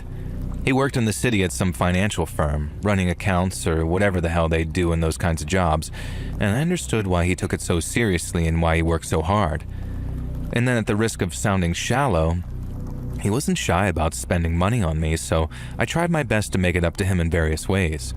And one of those ways was cleaning the apartment. Ryan really appreciated me keeping our place looking nice, and we didn't have much in the way of boundaries either, so there was only one place that he didn't want to mess with, and that was this one particular cabinet in the closet that he kept in his office. It wasn't some super sinister thing, with him getting all weird and telling me not to dare go prying around or whatever. He didn't even bring it up. It was me after I saw all the delicate little trinkets that he had in there. The first time I cleaned his office, when I opened the top left-hand cabinet on this big old mirrored closet type thing, I saw it was full of little wooden figures. They've been carved to look like man and wife, wearing traditional clothing and holding traditional weaponry, and the carving was so intricate and fine that I was scared to break them. I asked him if he was cool with me not cleaning that part of the closet since I didn't want to break anything, and then when he said that was fine, I just moved on to other stuff. Now this happened maybe 6 or 7 times more, I can't remember exactly, as I'd given the apartment a deep clean about once every 2 weeks. And then one day, I opened up the little cabinet thing that houses those figures and found it pretty damn dusty. Those little figures, all coupled up like they were, looked kind of sad covered in so much dust. But still, I didn't want to risk breaking them, so instead of cleaning them off, I decided to just take them out of the little cabinet very carefully and give the inside of the cabinet a clean instead. And so at the very least, they had a nice place to live, even if Ryan was neglecting them directly. Now I got the little footstool out of the bathroom and then took it into his office so I could get better access to the cabinet, which was just about arm's reach without it. I then took each set of figures, pair by pair, and set them carefully down on his desk before getting back on the footstool to dust the cabinet. I pushed the duster inside, and I was trying to get it all the way to the back when I suddenly felt the tip of the duster tapping against the rear wall. It felt pretty solid, so I figured that it wouldn't do any harm to really get in there, because I couldn't exactly scratch the wood with a duster, now could I? But when I did start trying to dust all the way to the back, I suddenly felt the rear of the wall give way. Now obviously I'm freaking out, thinking I just broke my boyfriend's cabinet, which was an antique passed down from his Austrian grandmother too, I think. And so my first thought was to go get my computer chair, bring it into Ryan's office, and then stand on it so I could maybe reach into the cabinet all the way and fix the part of the cabinet I broke. But when I did, I shined a little flashlight into the cabinet to see exactly what I was working with. I realized that I hadn't broke the back of the cabinet at all. It was a false wall, and behind it, there was a little wooden box. And now here's where I kind of get an existential crisis, right there in Ryan's office. I knew he was hiding something from me. I mean, there was a chance that he didn't know that stuff was there, but considering it had those familiar sort of Filipino designs carved into it, I considered that a highly unlikely scenario. And so the only logical explanation was he was hiding something from me. And now I knew it could have been pictures of old girlfriends, maybe even nudie pictures, and while I do think holding on to stuff like that is kind of obviously in bad taste, I totally understood that he had a past, just like I did. But then, if it wasn't souvenirs from old conquests, then it had to either be drugs, weird adult images, or worse. And I wasn't going to risk that being the case and me not knowing about it. Not in a million years. I removed the box from its little hidey hole, then set it down on Ryan's desk, and then saw it had a little padlock keeping it closed. One that was small, but very sturdy looking. I thought that was me out of luck, but just on a hunch, I checked the little hole for a key and, hey, presto, there was something shining at the back which fit the padlock. I took it off, opened up the box, and prepared myself to face whatever it was. But when I saw it, it was worse than anything I'd imagined. Far, far worse. When I first saw pictures of a grinning Ryan posing with naked children, you can imagine what my first thought was. I dropped the photo back inside, shut the box, and then found myself thinking, that's not what I saw, and you gotta make sure. Besides, whatever kind of illegal activity was going on, it was going to the police in its photographic form, and so either way, I needed to open it up again and look inside. And so I did, and that's how I saw that they weren't being touched, or at least not in the photographs anyway. Because the kids Ryan was posing with and the photos I was 90% certain were taken in the Philippines were dead.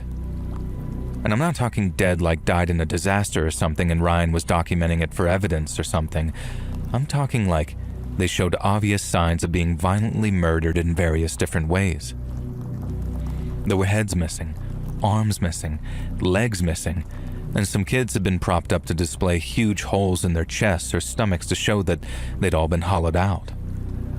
Some kids had what looked like wire around their necks, so tight there were bruises from it from where they'd been strangled to death. Others just had these big slashes across their throats and blood caked up their faces from where I think they'd been hung upside down and slaughtered like animals. And I say that because I've had a long time to think about what I saw, and there was one of Ryan smiling with this kid who had his little arms tied behind his back, but with just this ungodly amount of blood on his face, and I could never figure out why. Until much later, that is, when I realized that he'd probably been hung upside down before having his throat cut, just like they do with pigs over on farms. I saw it once I was on vacation, how the pig's head was drenched in blood, and put two and two together before having sleepless nights with a lot of crying. I'm sorry for telling you all of this. I guess I got a little too emotional there and I decided to take a quick break, but now I'm back to writing and I don't want to write about those photographs anymore. I can't think about them without crying. And so if it's okay with the submission, I'm going to focus on what I did after I'd put one of the photos in a book. I didn't have an envelope handy and I drove straight to the nearest police precinct to show them what I'd found. As you can imagine, that made for quite a scene. But I couldn't bring myself to walk inside for almost a full 15 minutes because I had a full-on mental breakdown while sitting in the parking lot and wondering how the hell I could have been so stupid. Ryan was not who he made himself out to be, obviously. Or at least he had a deep, dark secret that he really didn't want people to know about. And at the time, I told myself that there must have been 1,000 clues along the way that I just didn't pick up on because I'm a total freaking idiot. I don't see it quite the same way these days, but I still regret not cleaning that mother effing cabinet out sooner. And I also regret not biding my time a little and then going to the cops the next morning while Ryan was at work. That way they could have actually arrested him and not showed up to an empty house with his suitcase and a bunch of clothes missing. I think I must have driven over to the police precinct at maybe 4:20 to 4:30 p.m., meaning I was still crying in the parking lot when Ryan arrived home a half an hour later and realized his little box of keepsakes had been found. And then by the time the cops showed up, he was gone. And they couldn't exactly track his car down because he'd left it right there in the driveway. I was questioned extensively on where he might have gone to hide out or where he might have fled the country to. My answer was the same to both if I had to put my money on it. I'd have bet on him being in the Philippines. 6 times a week and twice on Sundays, as they say. And they never did find him. The cops, I mean, and I heard they even linked up with the cops over in the Philippines to try and track this Ryan down. I don't know if they could connect him to any actual murders, but if those photos really were what they appeared to be, then there must have been rumors or something. Either way, Ryan was never found. At least to my knowledge he wasn't, and my best guess is he's living someplace far away. Maybe not even in the Philippines, but definitely under an assumed identity.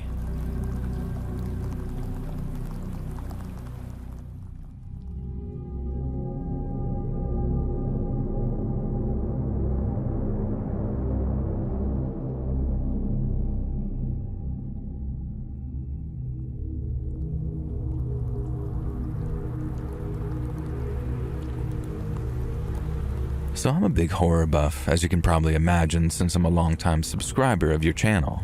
Love your stories, the scarier the better.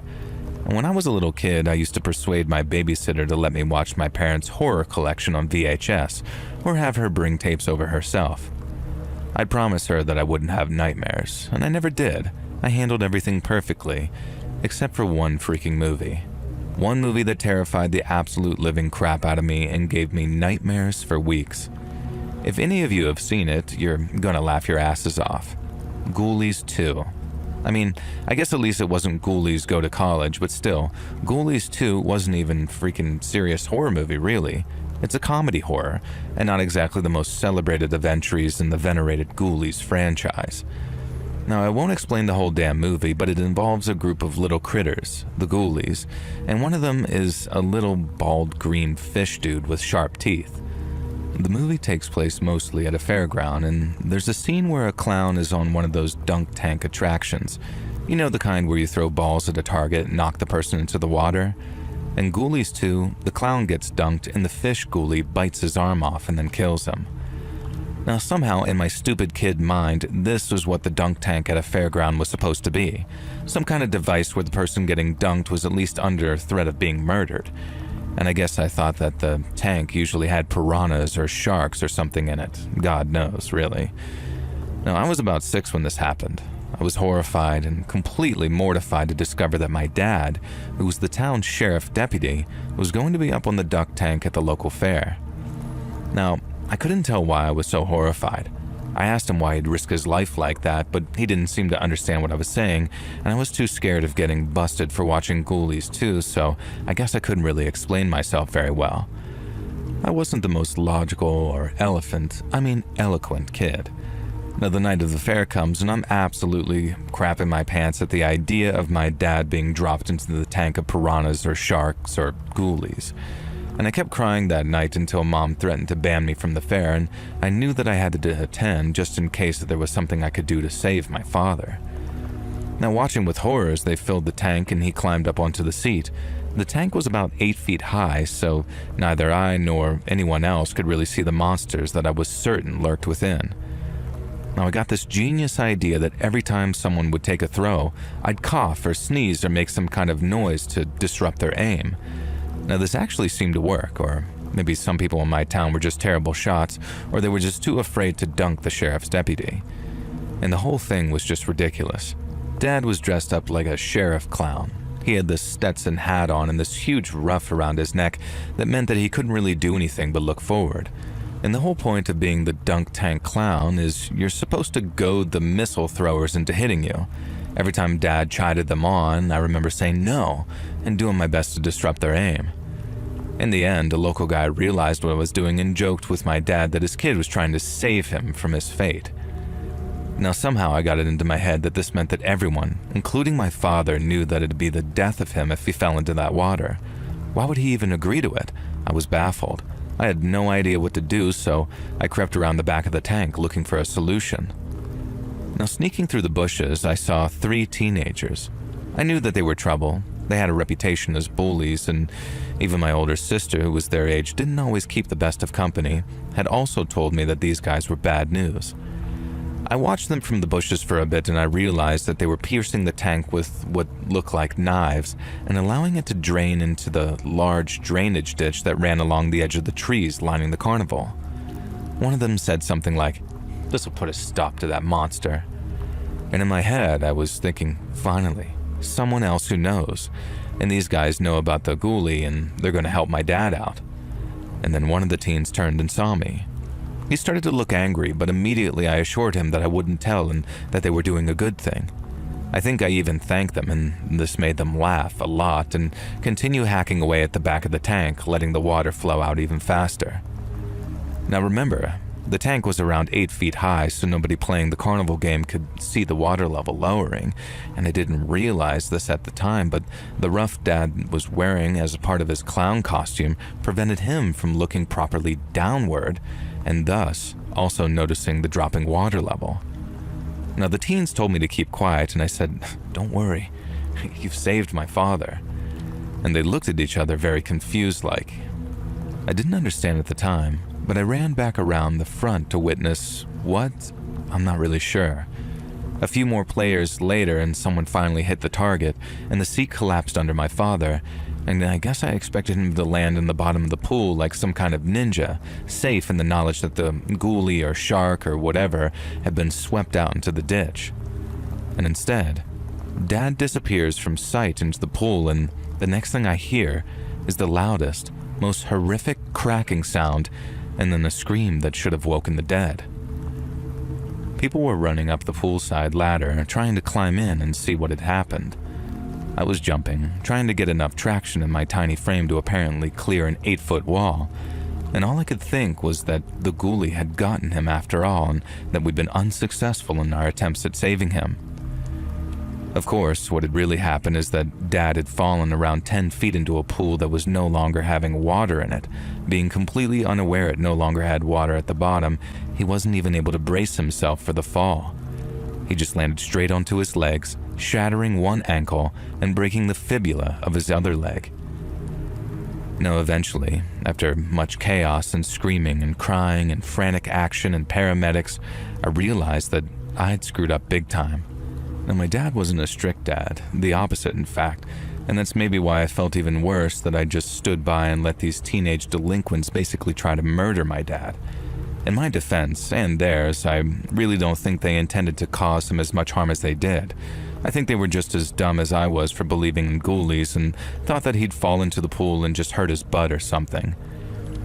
Now, he spent some time in the hospital, during which I know that there was an investigation into who drained the water and sliced the tank. Now, I was petrified and kept quiet. It's not like I'd done it myself after all, but I did keep dropping hints to my sister and my mom saying, "Hey, remember those kids you told me about, sis? Do you think they could have been involved?" Eventually, people kept telling me to just shush because I was probably only 5 or 6 at the time. Now, I finally admitted the truth to my dad on my wedding night, slightly drunk at the reception, and the fall had caused him to take early retirement from the police force, and he'd gone into local politics instead. Now, at the time of my wedding, he was sitting pretty as the mayor, and he'd done well for himself, and I confessed everything toward the end of the night.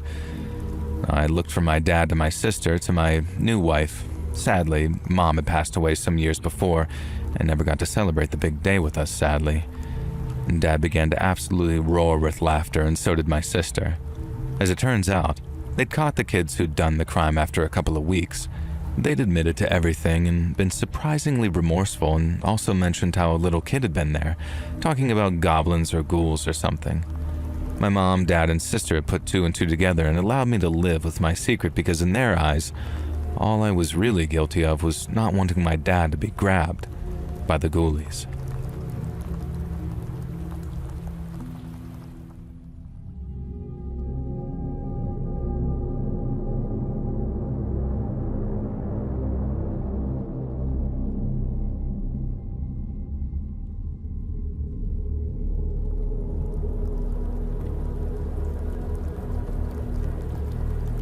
The following story was narrated to me by my grandmother about 20 years ago now. We were given a middle school assignment to ask an elderly person to tell us a story and then write it up, and so I hit my grandma up thinking that she'd share some cheerful tale of her youth. And instead, the story she told me was one of the most effed up things I've ever heard. I got a fantastic grade for it though, so thanks for that, Grandma. But anyway, she was just over 70 when she told me the following tale, and she's still around at 90, and she's not quite so communicative these days, but chatty and coherent enough that she gave me permission to send it to my favorite scary stories YouTuber once I explained to her who you are and what you do. And so the following story is written from the perspective of my grandma, Carol, and well, prepare yourself for one of the most screwed up stories I've personally ever heard. My name's Carol. I grew up in a very small town out near Rochester, Minnesota called Plainview. It was a very quiet place right in the middle of a farm country, and back in the 40s, maybe only 1,000 or so people called it home. We'd swim in the creek during summer break and then sled down hills in the winter, but all year round, Sundays were special. Come Sunday, everyone in town went to church, and then afterwards it was home for potluck dinners with neighbors who helped each other when things got tough. Budget running a little thin? People'd pitch in and leave a blank envelope of cash in your mailbox. Barn burned down after a lightning strike? Folks would show up with hammers and food. I remember that. I learned to work hard and love my neighbors, and of all of our neighbors, no one was loved quite as much as Edith Olson. From what I remember of her, she was the kind of woman who could make you feel warm, even on the coldest of winter days. She was graceful, tall and pretty, with light brown hair and a big smile that always carried to her shining blue eyes. She was a God-fearing woman too, and every Sunday you'd see her standing out front of the Lutheran church with an old, near-worn-out Bible that she was oh so very proud of. But life hadn't been easy for Edith. Back in the 30s, when I was still a little kid, Edith's husband Lars had a terrible accident at home. Word has it that he was up on top of the barn fixing roof shingles after a big storm when he suddenly slipped and fell to his death. His sudden passing left her a widow at just 38 years old and with a young daughter to raise too. Little Ruth Olson was still being breastfed when her father died, and when he passed, the whole town descended on Edith's home to help take care of her and the baby, not with the breastfeeding though, I'd imagine. Now, despite her being half an orphan, it seemed like little Ruth had a bright future ahead of her, as a little girl who had a very special place in everyone's heart. But then, when she was just a couple of years old, little Ruth got sick, really sick, and she never quite recovered. Now, by age 5, it was clear that she wouldn't grow up the same as other children and would most likely be confined to a wheelchair. She was also clear that she'd have to live on a cocktail of medications in order to keep her various conditions in check, all of which were down to the illness she suffered within her infancy. God was challenging her in a big way, but Edith never complained. She'd always say, "The Lord provides, and so do good neighbors," and wasn't that just the truth? The wheelchair, the medicines, and all the home modifications Edith needed didn't come cheap, and so to pay for it, Edith put on bake sales down at the church or set up tables outside the hardware store covered in pies and cookies. Now, I've had many a happy memory of walking past Edith's pop-up stalls, but as I came to learn, it wasn't all her work. About 90% of it was baked by other people who happily donated their goods for Edith to profit from. Thanks to her husband's life insurance, she didn't even really need the money either. It was just extra to make sure that little Ruth had the most comfortable life possible. And besides, someone who'd been through that much in their life needed to keep their hands busy, lest the devil make work for them, as the saying goes. For years, Edith was the recipient of endless charity, like in the wintertime when Ruth's medication was paid for by the Christmas quilt raffle down at the town hall, as well as the 50-cent hot dish suppers after church services. And things stayed like that for years and years and years, because Edith, and little Ruthie by extension, they were like the town's talismans. Despite all Edith had been through, she still kept a smile on her face and she still praised God. But as Ruth got older, her condition got worse. I remember there was a time when no one saw her for a while, and then when Ruth re-emerged, she was completely mute and immobile, being pushed around in her chair by her mom. And it was so sad to see because before, Ruth had been able to move her arms and hands to complete simple tasks, and had even been able to get a few words out here and there. People assumed that she was dumb, but she wasn't. She just couldn't express herself very well. But then, by the time she was maybe 13 to 14, Ruth could barely even move her eyes anymore. Edith would push her around the grocery store asking her questions, but getting no answers, and it tore people up inside to see it getting to her. Once again, they rallied to her cause and helped put a smile back on the face of a woman that had so often made themselves smile. But then, just when it seemed like things couldn't get any worse for poor Edith, they somehow did. Now, like I said, Edith was well taken care of by her neighbors, so much so that when a strange man was noticed to be parked outside her house for a few hours, one of them moseyed on over to ask him his business. The man was very rude in response, so rude in fact that Edith's neighbor decided to call the Washita County Sheriff's Department to report him. The sheriff sent out one of his deputies who told the guy to move along before he got himself arrested for loitering or some such offense. The guy made tracks after grumbling something about being an honest citizen, but then a couple of days later, he showed up again, and that time, he was banging on Edith's door. Once again, the sheriff is called, and once again a deputy heads over to tell the guy to move on. It turns out Edith was cowering inside with little Ruthie, who explained that she'd met the man after answering a personals ad for lonely widows. She'd spoken to him on the phone a few times, decided that she didn't want to date, and then tried to break things off. But the man didn't take it well. Not at all. She had him charged with trespassing on the property, and he was warned that if he showed up in town again, he'd spend the night in jail.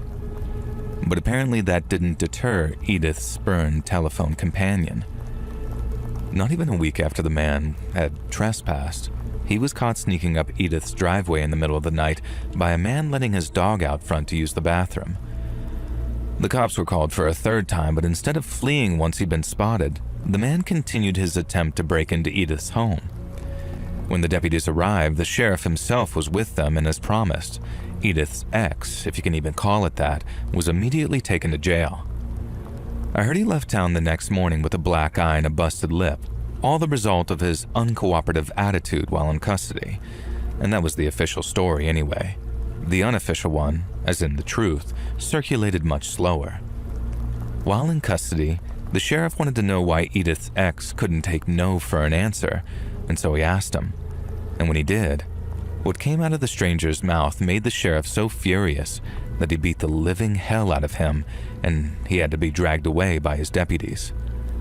I don't know if anyone but the sheriff heard exactly what was said, but word had it that the man had made a very serious accusation regarding Edith Olson and her daughter Ruth. One so foul and disgusting that not only did he refuse to repeat it, but the sheriff felt the need to defend Edith's honor with such ferocity. Years went by, and as little Ruth blossomed into a young woman, her conditions only got worse. She became completely catatonic, with Ruth having to bathe her, feed her, and change her diapers. And then whenever she needed to get housework done or cook dinner, Edith would sit Ruth in front of the radio and would tune the dial to whichever station was hosting a radio play. Ruth loved radio theater, and I remember loving them myself around that time too. I used to imagine her listening to Lights Out, The Man Called X, or my personal favorite, The Lone Ranger. I used to enjoy the old reruns of Mail Call and The March of Time too, stuff from back when the war was on, but I imagine Ruth got more of a kick out of Little Orphan Annie than old war stories. But on that point, I could not have been more wrong. One day, Edith was out pushing Ruthie around when they stopped by the post office for some reason. I don't know what the heck Edith was doing in there, something money related probably, but as she's standing there doing whatever she's doing, a nearby clerk noticed Ruthie was looking right at him. Herb Cooper was a kindly older man, and so he smiled and waved at Ruthie without expecting anything in return. He knew Ruthie could barely move by then, and so imagine his surprise when he noticed her finger tapping on the arm of her wheelchair. Herb said later that he didn't know if she was doing it on purpose or if it was just a reflex thing, but all the same, she's staring right at him as he's leaning on the counter waiting for a customer. But then, old Herb notices something about the way Ruth was tapping, something that had a strange rhythm about it that was instantly familiar to him. She was tapping out 3 quick taps, 3 long taps, and then 3 quick taps again, and then she'd wait, staring right at him, and then do it all over again. Tap, tap, tap.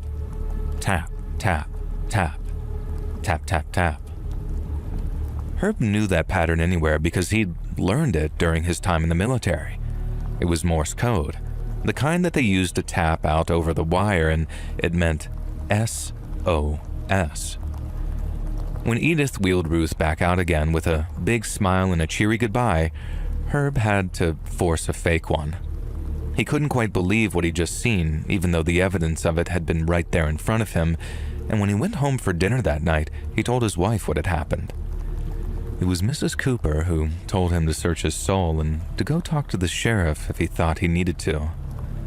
Well, Herb did some soul searching all right, because the very next morning he drove to the sheriff's office and told the sheriff himself what he'd seen at the post office. Herb was as reliable as the rising sun, so coming from him, the sheriff knew to take it seriously and went over to Edith's home to have a talk with her. And that, ladies and gentlemen, is when the proverbial cat was let out of the bag. The sheriff figured something was wrong when Edith refused to let him inside and insisted they walk out on the step for everyone to hear. Now, the sheriff told her what he had to say wasn't something that she wanted people to hear, but Edith insisted, and it took the sheriff promising to return with a warrant for her to step aside from the doorway and invite him in. And while once he was inside, the sheriff caught a glimpse of what was really going on in that house. And let me tell you, it wasn't pretty. Despite keeping the outside of her home spotless, the inside was another story entirely. It was filthy, with moldy food in the refrigerator, dying houseplants standing in vases full of stagnant water, and what could only be described as a stack of Ruth's dirty diapers just piled up in the kitchen. I heard Edith tried explaining it away by saying that she hadn't had time to clean in a couple of days, but somehow she managed to keep her own bedroom clean as a whistle while keeping Ruth's like a damned pigsty.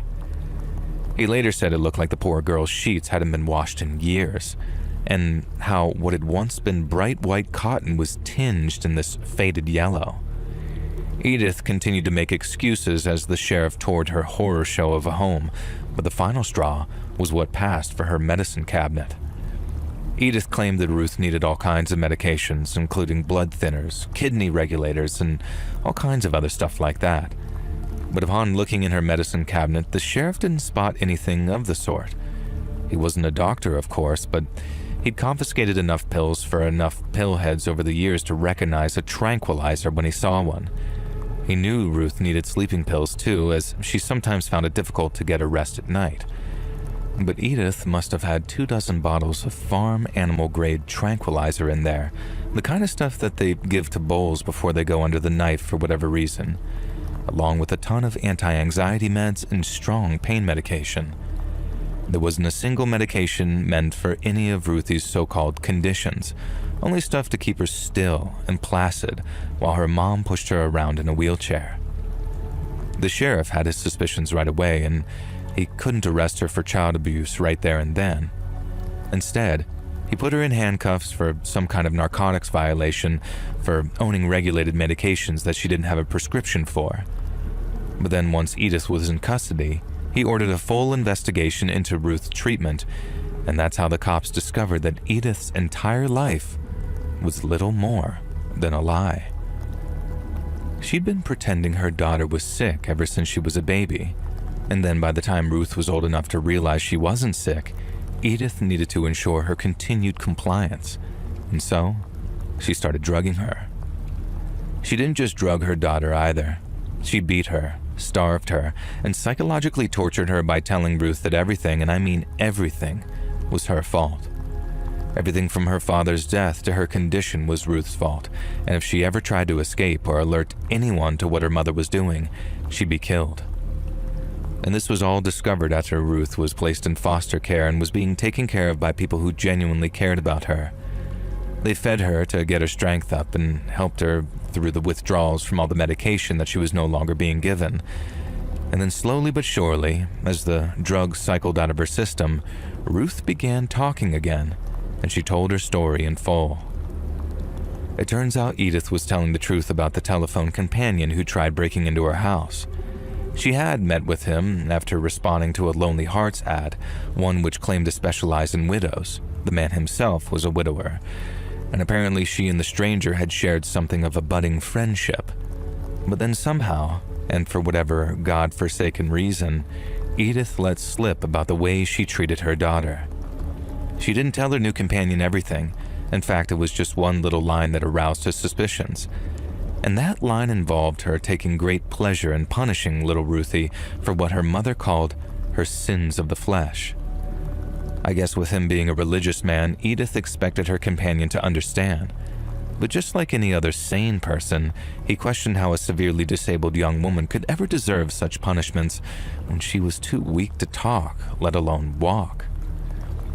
Apparently, and under the guise of offering Edith some financial assistance, he asked to come over to check out their living conditions. Edith was all for taking the man's money, but when she'd refused to let him anywhere near the house and said that she'd shoot him if he tried, he naturally grew more and more suspicious. He knew Edith lived in Plainview, he just didn't know where.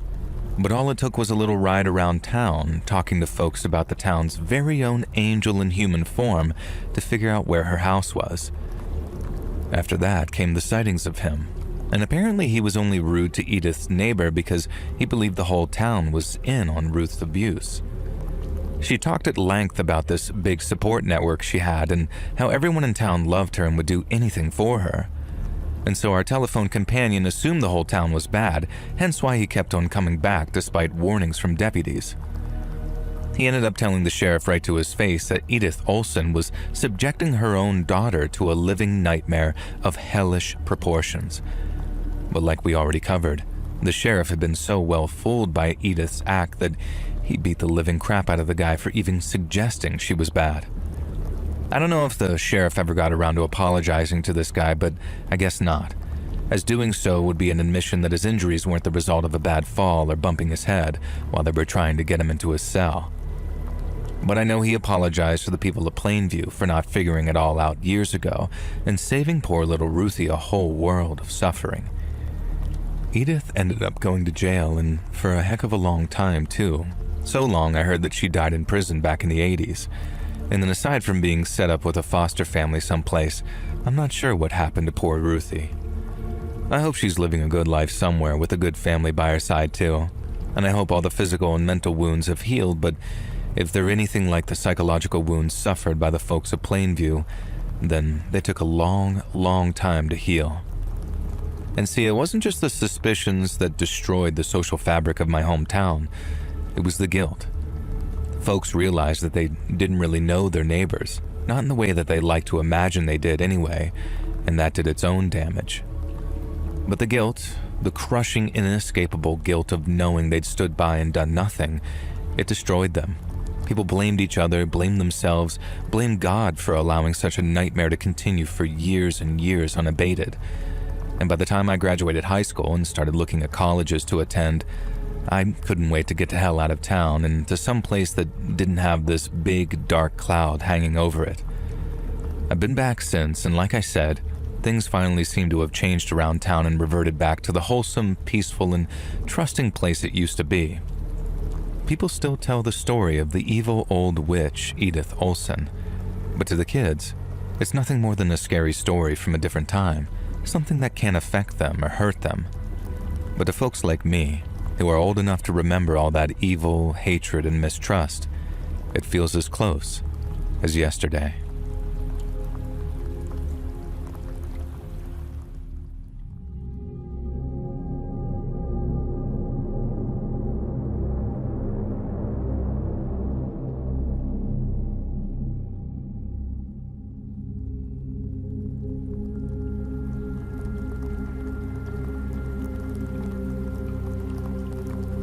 I live in a small town in the United Kingdom, and all I can say is that it has hill in the name, and therefore every year the town council do this oh-so-ironic sort of thing of hosting a crappy street carnival that we all jokingly call the Nothing Hill Carnival. Get it? Hilarious, right? Almost as funny as Thanksgiving. In fact, I'd actually prefer that. Well, I'm just being salty because of what happened to me there. I used to have a good laugh there, even if it sucked balls, and was a bit of a laugh with my mates, a good excuse to buy some overpriced handmade tats, look at nice parade floats, all three of them usually, and get a bit tipsy. Now this year, in 2014, I'd recently started dating a new guy, now my husband, James. And he was my boyfriend at the time, but I know I'm going to slip up in the story and call him my husband, so you get the point. Now I went to the carnival with James, and there were some decent cheese stalls this year actually. James is a cheese fan, and I've been known to partake in the devil's milk from time to time too, so we spent far too long sampling different cheeses. And I kid you not, we spent over 80 quid on cheese that day and nearly 20 quid on bread. There's this one local farm that just makes the most insanely good cheese. Now anyway, this isn't important. What is important is that we were lurking around the cheese counter when the parade started. The first entry in the parade was a local marching band, and holy freaking sugar babes did they suck. They were all these old fellas wearing what looked like 1940s marching band gear, and I guess it was some tradition that they do in conjunction with the local museum. But some of these old boys, playing the bugle and the French horn and things like that, and they looked like they were about to drop dead. They tried their best, bless them, but imagine a group of pensioners marching along under the blistering sun, playing marching band instruments. It sounded about as good as you'd expect. And so good, in fact, that I whipped out my phone and started filming them, because damn, this would have made for a good content back then when you were still allowed to make fun of people in a nice way. And I wish I still had the video, but my entire phone got smashed that day for reasons you'll soon find out, and the video hadn't uploaded to iCloud on my local town's then crappy 3G back then, so yeah, lost media, I guess. Now, I was so caught up in filming these old duffers giving it their all that I didn't even notice something my boyfriend had done. He was looking at the procession following behind the marching band, a group of tumbling, cartwheeling clowns. And by tumbling, I mean struggling, and by cartwheeling, I mean some of them could do it, sure, but half of them look more like lads who'd stumbled out of the pub and were accidentally doing acrobatics. Now, one of them was proper good at it. He was kind of a big fella, so I didn't expect him to be as spry on his feet as he was, but he was doing these sort of front flips and all sorts. It was absolutely fascinating. And that's who I thought my boyfriend was pointing to at first when he kept tugging on my elbow and telling me to look. But no, it was another clown that he wanted to check out. This other guy was thin, a lanky lad with a bald cap and green tufts of hair above his ears. Something about his gait seemed familiar, and he came pushing and shoving through the parade of clowns, storming in our direction like someone over here had actually pissed on his VHS tape of Killer Clowns from Outer Space or something. And he shoved a trumpet player out of the way, who let out a sort of goodness me and came barreling right for us. And that's when I realized that we were this bozo's intended target. He stormed right up to us in these huge clown shoes with this crappy face paint dripping down his face with sweat, clumping up on his dark facial hair. He accused me of moving on from him pretty quickly. Oh God, no, surely not. But there it was, my ex-boyfriend, Am. Now his definition of moving on from him pretty quickly was certainly an odd one. We'd broken up nearly 2 years ago. James wasn't even the guy that I dated since then.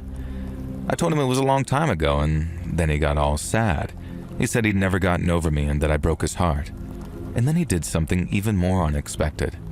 He quoted that freaking Notting Hill scene, that famous one you might remember. Only remember, he was dressed as a clown, and he also didn't get it right.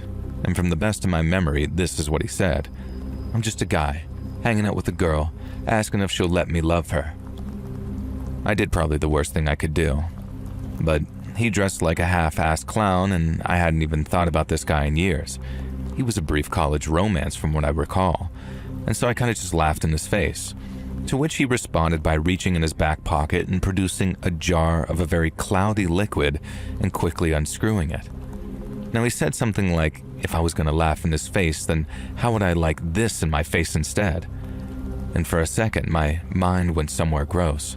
But when he took the lid off the jar, I could sort of smell it. A caustic, burning smell.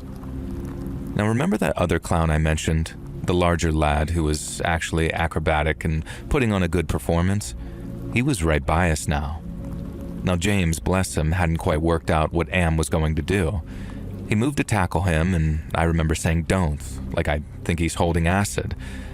And the other clown, whose name that I'd find out later was Len, had already realized something bad was going down, but when he heard this, he came leaping out of the crowd right towards me, and I felt him slam against me just as Am threw the liquid towards me. I suddenly felt a burning sensation on the shoulder of my t-shirt and immediately ripped it off. Only a splash had hit me, and I'll tell you now, thankfully whatever substance Am had cooked up, which we found out he'd stolen from the chemistry lab at the school that he worked as a janitor, wasn't that potent. But it was potent enough that it caused some genuine damage to my bare flesh and particularly my eyes. It didn't hit my face though, it hit Len's. Len, who it turned out was wearing thick homemade grease paint that he swore by in his career as a clown compared to the, in his words, sticky, sicky crap that they sell at circus supply shops.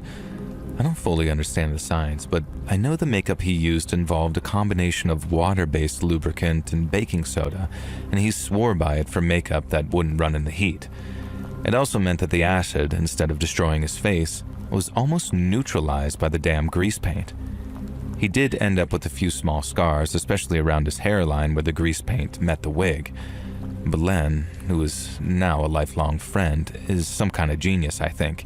He kept his eyes shut, screamed for something to wipe his face with and some water, and he quickly asked me to soak the t-shirt and use that to wipe his face clean, and it really did manage to negate most of the damage Am would have done. Meanwhile, as all of this was going on, James was acting as my hero in another way. Now, I don't want to be one of those wives, but my husband's a bit of a hard nut, especially back then. So he was beating the absolute living crap out of Am, who, let's not forget, was dressed like a rubbish clown. And at one point he had Am down on the ground and was genuinely concerned that he was going to end up getting murder charges for curb stomping this guy. I mean, if someone had tried to acid attack him, I'd probably have done the same thing, but, you know. I yelled at him to stop and dragged him away. And thankfully there were so many bystanders and witnesses, including the local bobbies, that James really didn't risk much. Am was comfortably convinced not to press charges in exchange for a bit of leniency in the charges against him being dropped down to something a little less serious. Now, I'm not sure how I feel about that. The guy tried to permanently scar me for breaking up with him nearly 2 years ago. But hey, you take what you can in the legal system, I guess. Now, he did go to prison, and he's probably out now, but thankfully I have a restraining order against him that my lawyer ensures stays renewed and active. And so to Am, I hope you've become a better person, because to me, you'll always be a steaming pile of crap and an insult to clowns everywhere.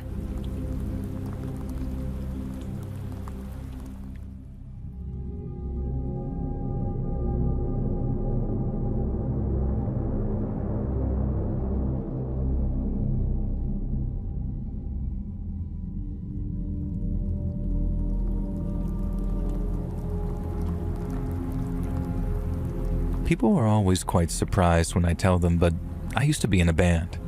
Not just a pub or garage band either, although I've the utmost respect for working musicians everywhere, but a band that was right on the cusp of being signed.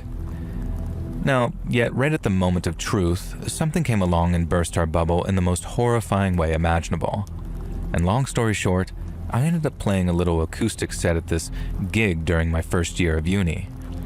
I got the crowd going with a cover of American Pie, turned it into a bit of a sing-along, and then had a few pints with my guitar case next to me watching the other bands play.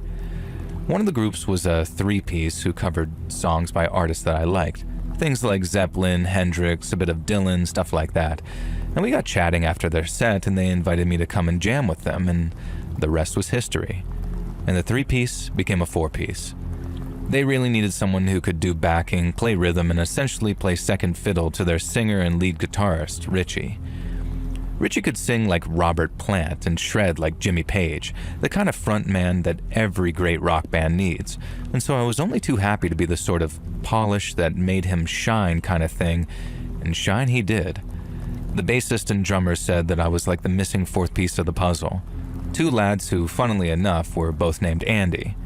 The Andys, as I started calling them, were both great lads and talented musicians in their own right, but they both agreed that I was a great addition, and I loved them for how welcome they made me feel. Anyway, we started gigging together with a new set list, and one that we were really freaking proud of too. And then we started kicking down doors all over Sheffield, Manchester, and Leeds at whatever gigs we could get our names on, and very quickly, we started attracting attention. At one gig, we had an A&R guy ask us for a demo, and then it wasn't long before we got a call back from a bloke inviting us down to none other than Columbia Records. Columbia is a huge label, so as you can imagine, getting an invite from them was as flattering as it was exciting. We went down to London for what was basically an audition, and then after sitting down with some bigwig and the A&R guy that we'd met, we were told to basically go away, write 8 songs of our strongest possible material, and then get ready to record them, tour the country, and then release our debut. It was what you'd call a development deal, something record companies do to make sure that you're all but locked into a contract with them before any others get their greedy little mitts on you. But at the time, we were over the moon, and the future looked very bright indeed. But those next few months, my God, they were exhausting. We kept on going to uni, but no one went home for Easter break, and pretty much all of our free time was spent in our practice space writing songs and trying out said songs at various gigs that we were now being sought out to play. It was honestly one of the happiest and most fun-filled times of my entire life. And thanks to the little stipend Columbia paid us, so we had money to write the album, I had real cash in my pocket for the first time in my life. We all did, and it was fantastic. But burning the candles at both ends, jamming all night and then going to uni the next morning, it started to really take its toll on us, but especially Richie. Richie was the driving force of the band, and without a doubt, and although we were all excited about the development deal, etc., Richie seemed to literally high on the excitement. He didn't sleep for almost 50-something hours over one weekend because every time he tried to doze off, he kept getting ideas for licks or lyrics that he just had to record or write down. He seemed like he was getting into a real state at one point. Like he seemed all frazzled and scatterbrained from the sleep deficit. It didn't help that we were drinking a lot too, but then one day, Richie met this girl who quickly became his girlfriend, and he was suddenly his old self again.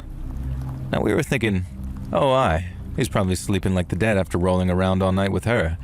But we weren't complaining, not when he basically wrote the entire album in 3 weeks, with our contributions of course, and it was fantastic. But then, not long after the album was accepted by our A&R guy and he started looking for a producer for us, Richie started acting all strange. He'd either be super upbeat and positive or ultra moody and negative, like totally bipolar, and the same could be said for his energy levels. He was either raring to go and full of beans or nodding out in his chair like he hadn't slept in days. It was obvious that he was taking drugs of some kind. We just didn't know which ones, as we were actually very naive and innocent for 4 lads on the verge of being rock stars. We never shared anything stronger than a bottle of Jack Daniels before going on stage together, so imagine our surprise when after staging a little intervention on Richie's behalf, we find out that he'd been juggling both a speed habit and a sleeping pill habit, all in pursuit of getting the album written. Now, it was quite an emotional intervention, really, because we knew that he was only doing it for the benefit of the band. It wasn't like he was out there doing coke and sharing needles in the pursuit of hedonism. He was staying up for days writing music while doing speed to keep him awake, and then taking loads of sleeping pills to put himself down so he didn't have a complete mental breakdown. That stopped for a while, surprisingly effectively in fact. But then one day, it stopped working, and both his body and mind really started to suffer. He'd kept it a secret from us because he knew that we'd put a stop to it. But he was so completely terrified of losing that development deal, there are loads of clauses in them, time frame being one of them, that he turned to better living through chemistry, as it were. And the point is, we had to get him clean and at least partially sober before we went to sign that deal and cut the record, or Columbia would drop us like a live hand grenade. It wasn't easy. We had to cancel gigs, lie to the A&R guy, and delay our next meeting, and then make sure that Richie didn't relapse or lean too heavy on the booze or the weed. It wasn't pretty either. It got really ugly at times, but in the end, Richie emerged clean, sober, and ready to fulfill what I firmly believe was his destiny. We arranged that second meeting down in London, got ready to show off what we'd put together then, and then off we went. Just not as a group. For reasons I can't quite remember now, only me and Andy, the bassist, were getting the train together. Richie was getting a later train with his girlfriend who had to work, while Andy, the drummer, was going to drive down to London early the next morning as he had to give drum lessons and didn't want to cancel. It's also worth noting that Andy, the drummer, had recently broken up with his girlfriend, Laura, and while he was a bit down about it, it in no way looked like it was going to compromise the deal, so no one was worried. Now anyway, me and Andy got to our hotel and then spent all night chatting because we were so excited. We showed up at Columbia right and early the next morning, and at first, we're the only ones there. This didn't bother me at first, as we'd arrived early like I said, but then as the minutes rolled on and there was no sign of Richie, me and Andy, the bassist, started to worry. And we're thinking, he wouldn't relapse and mess this whole thing up the night before, would he? And while we wanted to say no, there was this real sense of, actually, we don't know. And that was a pretty horrible feeling, let me tell you. Imagine our whole future falling apart right there before our eyes, but then just as I was starting to really despair, who should show up but Richie? I don't think I'd ever been so relieved or pleased to see him, and we both gave him and his girlfriend big hugs when they got out of the taxi right there in front of us. But then after the hugs and the smiles and the thank God you're here, Richie asked, "Where's Andy?" And it was only then that we realized that no one had spoken to him. It was one of those, I thought you texted him. No, I thought you texted him kind of situations. But no one had. No one had called him either, but we still weren't worried at first because Andy the drummer was always Mr. Reliable. And that's half the reason they had him as the drummer in the first place, before I joined the band, I mean, because without a drummer, you pretty much got nothing. If your bassist doesn't turn up, you can get by with just a guitar and drums. Look at the white stripes and the black keys. You could even do an instrumental set if your singer doesn't turn up and get the audience to do the singing. And with the rest of the set list, that works surprisingly well. But if your drummer doesn't turn up, you're buggered. And since Andy the drummer always bloody turned up, we had absolute faith that he was going to show up, and it was simply running a little bit late. But then, despite all three of us calling him in turn, Andy picked up his phone. In fact, when he gave it a second round of calls just minutes after, someone had switched it off. We waited 5 minutes, and then 15, and then we had to go inside or risk being late for the meeting. We lied to the A&R and company man's face, saying Andy had gotten sick with food poisoning and he was 100% reliable otherwise. Because again, it was still mega important to make good impressions and not make ourselves look unreliable. They ate it up, as the three of us were clearly really excited to be there, but the whole time I've got this heavy, anxious feeling in my chest thinking, where the actual freak is Andy?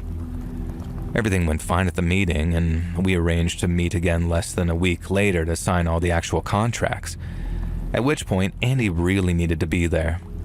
We felt like we dodged a bullet at first, and that it was simply a case of getting hold of Andy before A, finding out what had happened, and B, making sure he wasn't going to pull the same crap the following week when we needed to put pen to paper. So literally, the moment we got back to Sheffield, me and Andy the bassist thumbed down a black cab and asked the driver to take us to Andy the drummer's address. Andy was actually from Sheffield, so he lived with his mom and dad in a nice house near the Steel Bank.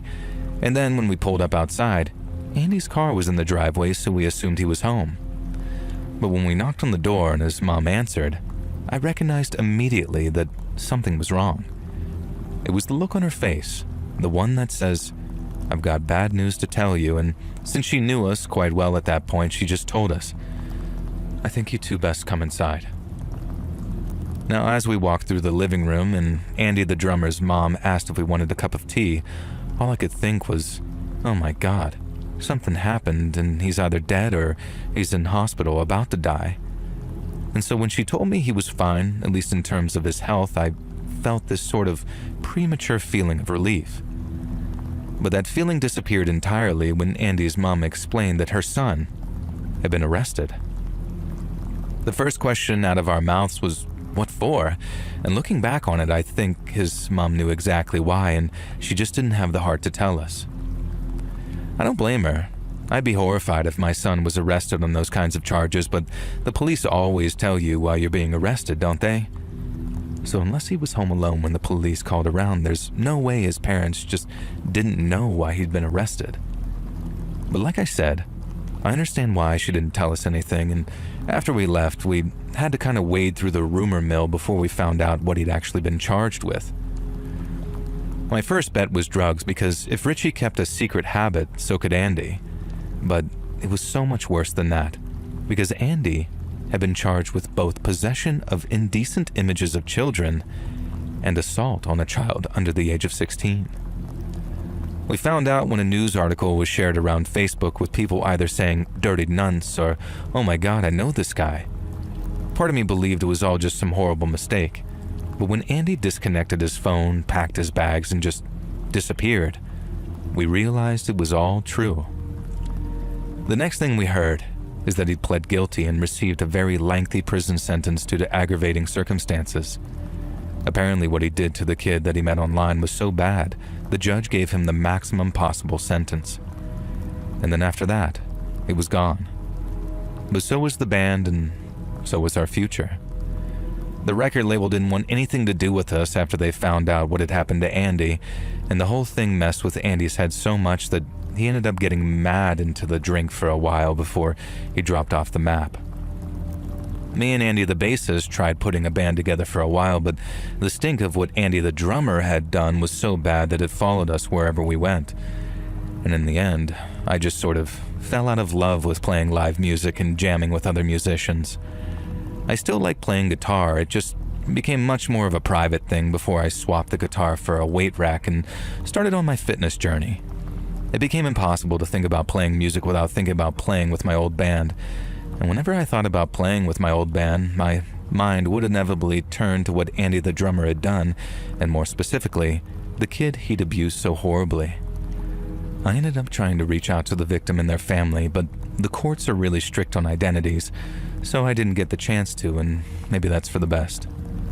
I just hope Andy didn't do too much psychological damage and that they've found a degree of happiness in their lives, because they're the reason I'm very careful about my own kids having access to the internet.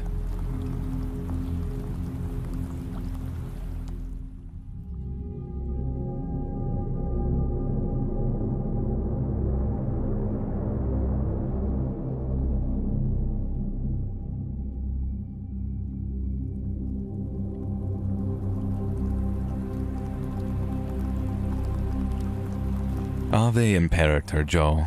That means Hail the Emperor in Warhammer 40k speech, and yeah, I know it makes me a massive effing nerd.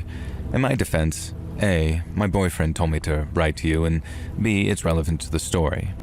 Maybe I'm misremembering, but I'm sure that you said in one of your streams that you're a huge nerd, so I think you'll relate to this.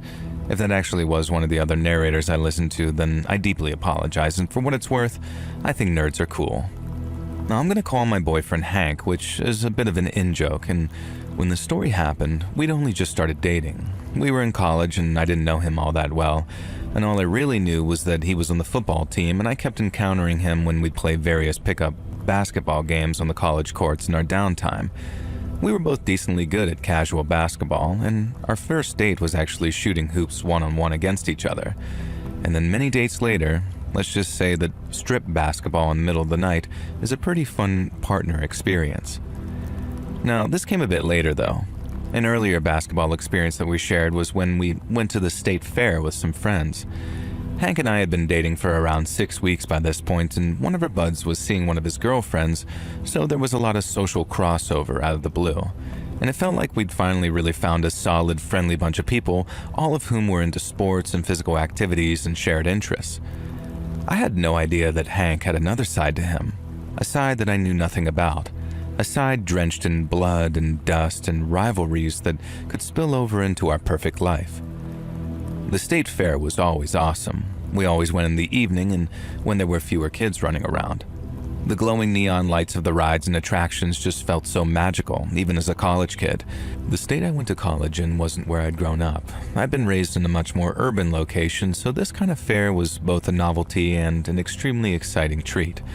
And this was the first year that I'd gotten to experience it with Hank and my new friends, so I thought everything was going to be perfect. It was, at first. We went on a really scary roller coaster, which I loved because I got to squeeze up to Hank.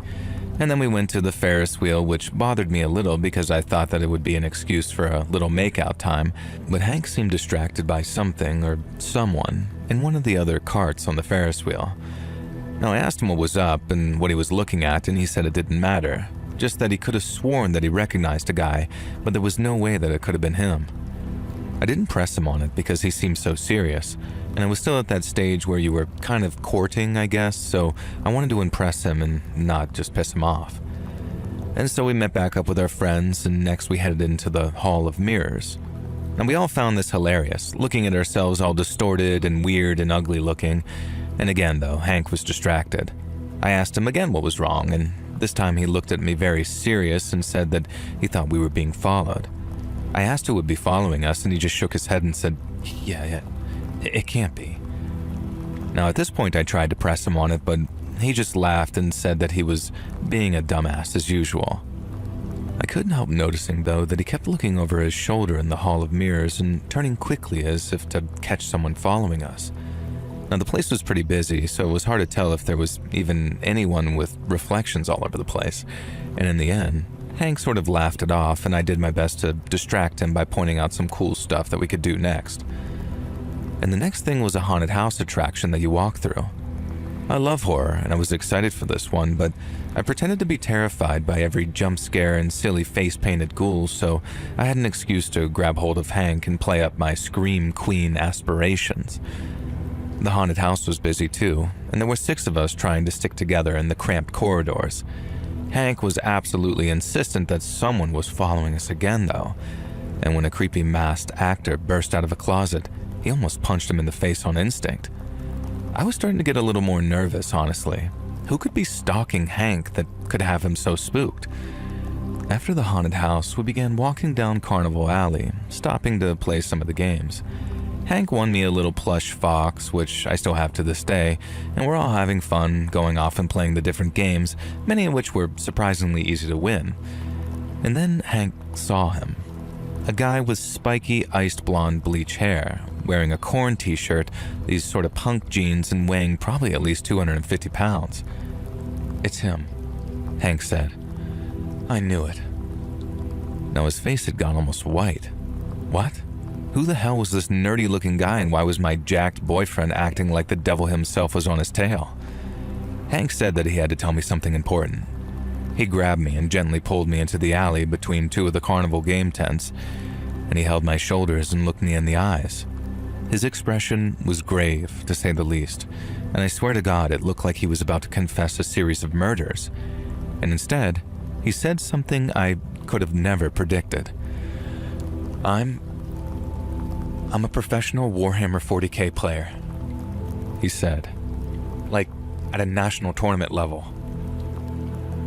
He stared at me like he expected me to spit in his face or slap him or something. And then I was like, oh, my younger brother would love to talk to you about that. He plays the other one, the fantasy one. I help him paint them sometimes. So wait, what's the panic here exactly? Hank looked equal parts relieved and terrified. Later, he'd admitted to me that he was worried that I'd think that he was a loser and a dweeb if I knew how into Warhammer 40K he was. And okay, yeah, he is really into it. Even when he told me that night, I didn't quite understand the extent of his involvement. All those weekends when he'd said that he was off on some hunting trips or had tournaments or training, most of it was Warhammer tournaments. And so he wasn't lying, but like, the guy was an almost pro-level college football player.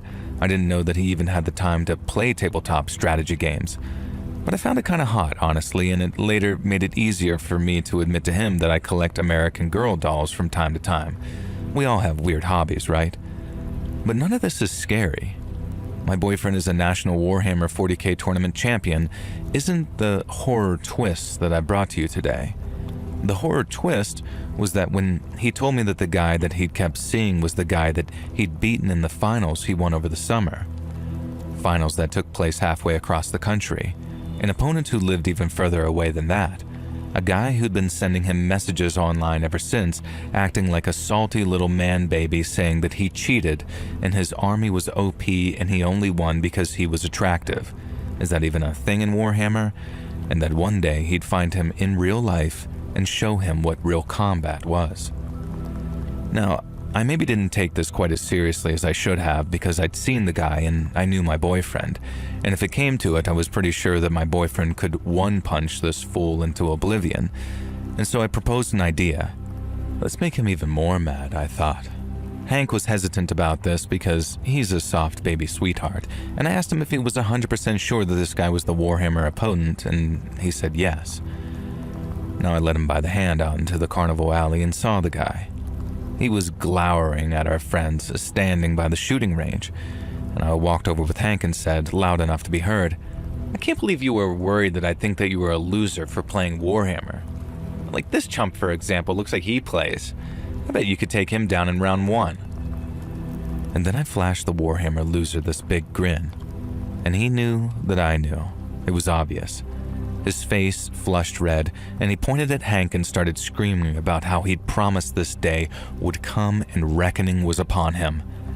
I then sarcastically said, "Blood for the god," which I thought was a Warhammer catchphrase, and Hank just gently whispered, It's blood for the blood god, babe." And I just blushed in embarrassment. And that's when that Warhammer loser, angry, spitting with rage, said that if we liked blood so much, then maybe we should experience some blood of our own. He whirls around, grabbed one of the guns from the shooting gallery, aimed it at Hank, and pulled the trigger. Now, the gun made its usual laser bleep-bloop noise, and I saw the mistake dawn on this Warhammer loser's face as he made it. These were not BB guns or air rifles. They were laser target guns, completely light-based, and he just tried to shoot my boyfriend Hank in full view of an entire group of people, including at least 3 cops with what he believed to be a deadly weapon, but was actually a toy gun. That's still a crime, buddy. Now, we were standing by one of those stalls where you grab a baseball and throw it to knock cans down. Now, I didn't hesitate. I grabbed one of the balls and threw it as hard as I could at that Warhammer loser, and it smashed him square in the face. And within seconds, this Warhammer guy was tackled by a local sheriff's deputy who happened to be the brother of one of Hank's best buddies. And so then, to cut a long story short, this is how things turned out. Warhammer loser, real name Elias, had a history of unhinged posting on certain internet forums, obsessing over how his opponent, Hank, had cheated and was going to get even with him. He'd eventually been banned from all but the most fringe communities for toxic behavior.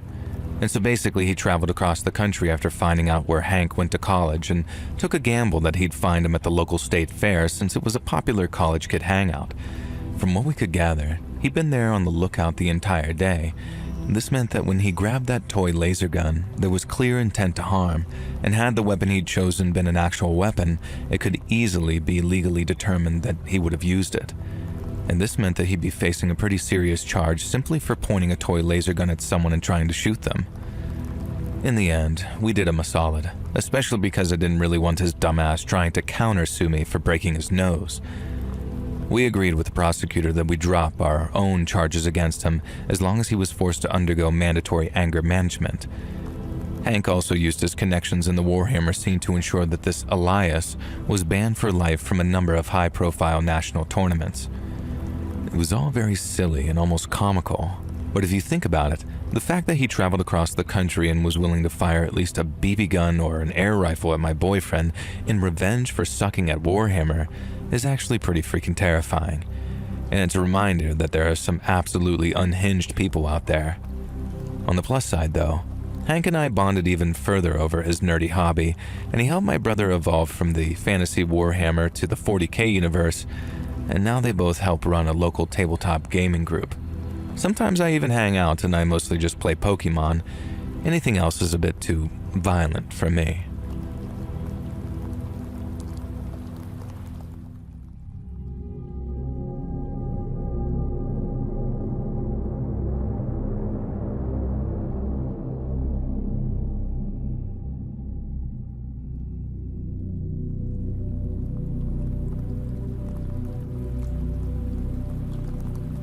Way back in the day when I was still in my early 20s, I used to rent a bedsit in Croydon. Now, for you Americans listening, Croydon is a part of South London, and a bedsit is what we call a studio apartment. Now, basically just a bed, a kitchenette, and an attached bathroom, all in one room. Now, I found it after my mom kicked me out. Now, long story, we have a better relationship now, and I was really grateful to the landlord, a guy called Vic, who basically fast-tracked the whole application process so I could keep a roof over my head. Vic turned out to be a really chilled-out fella. He wasn't the kind of landlord to hold surprise inspections. He always got repairs and maintenance issues sorted as quickly as he could, and he was great about warning other tenants about loud music or late-night get-togethers. And so naturally I didn't mess about when it came to rent with him. I had it ready, all 400 quid of it, on the first day of every month, and me and Vic always had ourselves a little chat and a catch-up whenever he came over. Now this went on for nearly 5 years, and although it wasn't strictly the nicest place to live, West Croydon can be a bit rough, I was very happy there. I was able to patch things up with my mom, I had somewhere to take girls, and I had my freedom. And then one day, on the first of the month, Vic didn't show up to collect the rent. I got a bit worried about him because it was the first time in literally 5 years that he hadn't showed up to collect. At least the first time where he hadn't warned me in advance that collection would be late. Now, I wasn't exactly desperate to part with my rent money, I mean, who really is? But I liked Vic and I was a bit worried about him, so I tried giving him a call. Now, his phone was busy the first time I tried and then busy the second time too. And then when I tried about an hour later, I got one of those automated, "this person's phone is switched off" messages. The only thing I could think of at the time was that he'd been taken ill, seriously ill too by the looks of things, and that I'd have to just be patient and wait for him to show up and collect the rent. A few days later, I got a knock on my door from a guy claiming to be Vic's nephew, who's there to collect the rent. Now right away, I'm very suspicious. I've never seen this guy before in my life, and I still can't get Vic on the phone to confirm whether or not this was his nephew. Now I ended up telling the lad in the nicest way possible to just F off and not come back till he had proof that he was Vic's nephew. I was definitely in the mentality of this has to be a scam of some variety, but the guy claiming to be the nephew actually seemed to respect my position. And that had me questioning myself a bit, but I still thought that it was best to only hand cash over to Vic. And so I waited and waited, but Vic still didn't show up and he still didn't return any of my calls. It wasn't until the first of the next month that I started to get worried again. I told myself Vic would be around with an explanation and to collect the 2 months' worth of rent that I owed him, but as you can probably guess, he didn't show up and he didn't call. And I expected another knock from his nephew, but that didn't come either. Now a whole third month rolled around and I still hadn't paid anyone any rent. And then you guessed it, there was no sign of Vic or his nephew, who I now believe was legitimately his nephew. And then a few days later, I got a knock on the door. I'm expecting it to be Vic or his quote-unquote nephew, but it was neither. It was a woman from the council, and she'd come to serve me an eviction notice. The only clue that she gave me was that she told me the property had been seized by the government, and since it was due to be sold at auction, I obviously had to leave. I asked her what was going on with Vic, but she said that she didn't know. All she knew was that the building was due to be seized to pay for money that he owed. At the time, I assumed Vic had been fiddling with his taxes or something. I paid him all the rent in cash, and so I'd assumed that he wasn't reporting all of his income, probably. And then when I got word about the seizure, I thought his luck had finally run out. But it wasn't taxes he owed, and while I had to wait quite a while to work out what had happened, it wasn't any less shocking for me when I found out. Basically, Vic had the outward appearance of a legitimate landlord, and I suppose to me, he was just that. But as it turns out, Vic had another tenant of sorts, one he didn't tell another living soul about outside of his immediate family. This tenant didn't pay any rent, but technically he didn't make any money either because Vic was using the guy for slave labor. Now, to cut a long story short, a young man had arrived in the UK illegally from Vietnam about 10 years prior. He heard about the flats that Vic was renting, but didn't have any money or papers to be able to move in, and while most landlords wouldn't be interested in entertaining someone like that and might point them in the direction of a homeless shelter, Vic did the opposite, but for reasons that were anything but charitable. As it happens, Vic wanted to get into growing weed in the basement of his house. It turns out a friend of his was involved in the drug trade and told him what a perfect spot his basement would be for growing some ganja. Now, his wife and grown-up son were fine with it, as it meant having loads of extra cash coming in. The only trouble was, none of them knew how to grow it.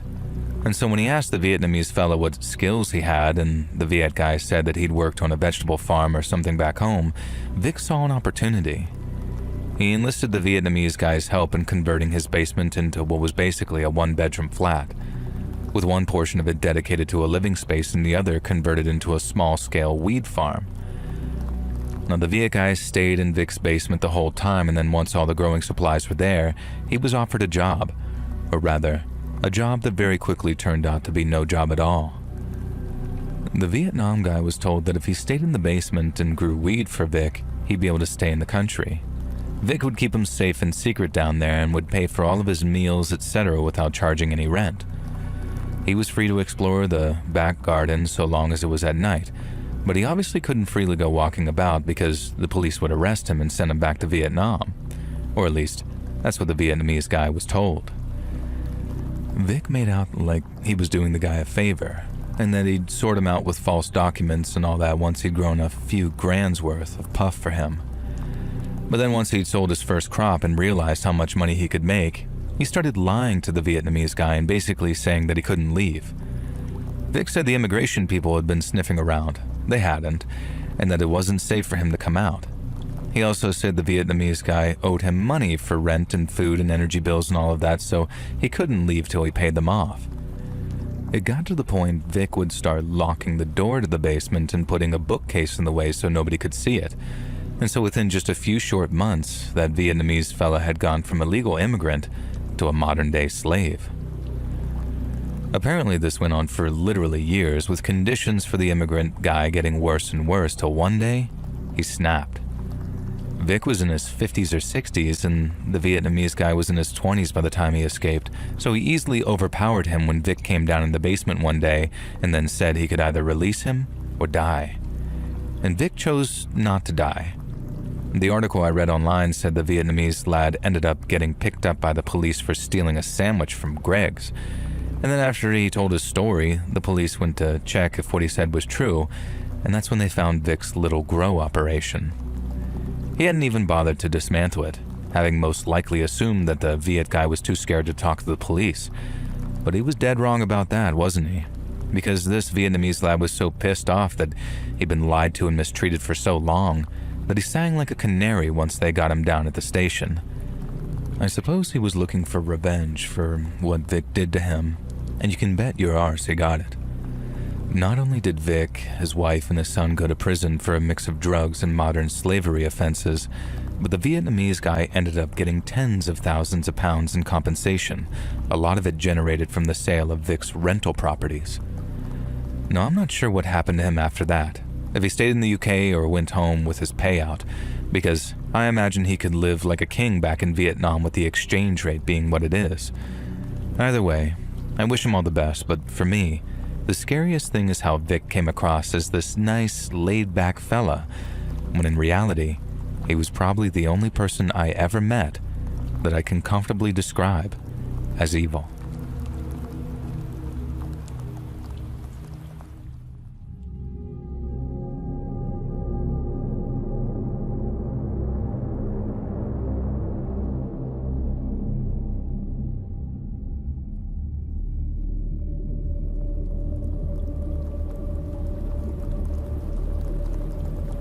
So this happened back in the 80s, before health and safety was really quite as severe as it is now. We were just a group of thrill-seeking kids heading to the county fair and excited to ride the most dangerous, unstable, poorly built rides we could find. The more rickety and unsafe it felt, the more we loved it. Weren't a lot of us like that as kids? That was the thrill of the fair, really, wasn't it? The idea that these gruff, greasy men operating the rides genuinely didn't give enough of a crap about you to care whether you lived or died, and that there was every chance that the tilt-a-whirl or bumper cars could go flying off the tracks in some fiery wreck, killing you instantly. I guess that was just part of the fun. Or maybe we were just idiots. We were at a theme park one day, and it had a reputation for being a bit unsafe, and it was in our local area, so of course we hung out there a lot. It was a coastal fun fair and brought in so much money to the town that I'm convinced that brown envelopes changed hands to get safety checks signed off because, let me tell you, there were so many minor injuries and breakdowns in that place. Nothing like the incident that happened to our buddy that day, though. We were strolling down the boardwalk, just taking a break between rides. It was 5 of us, 4 guys and 1 girl, and we were all sort of alternative types. The girl, Layla, had huge permed hair sprayed green. I had a spiky mohawk. You get the picture.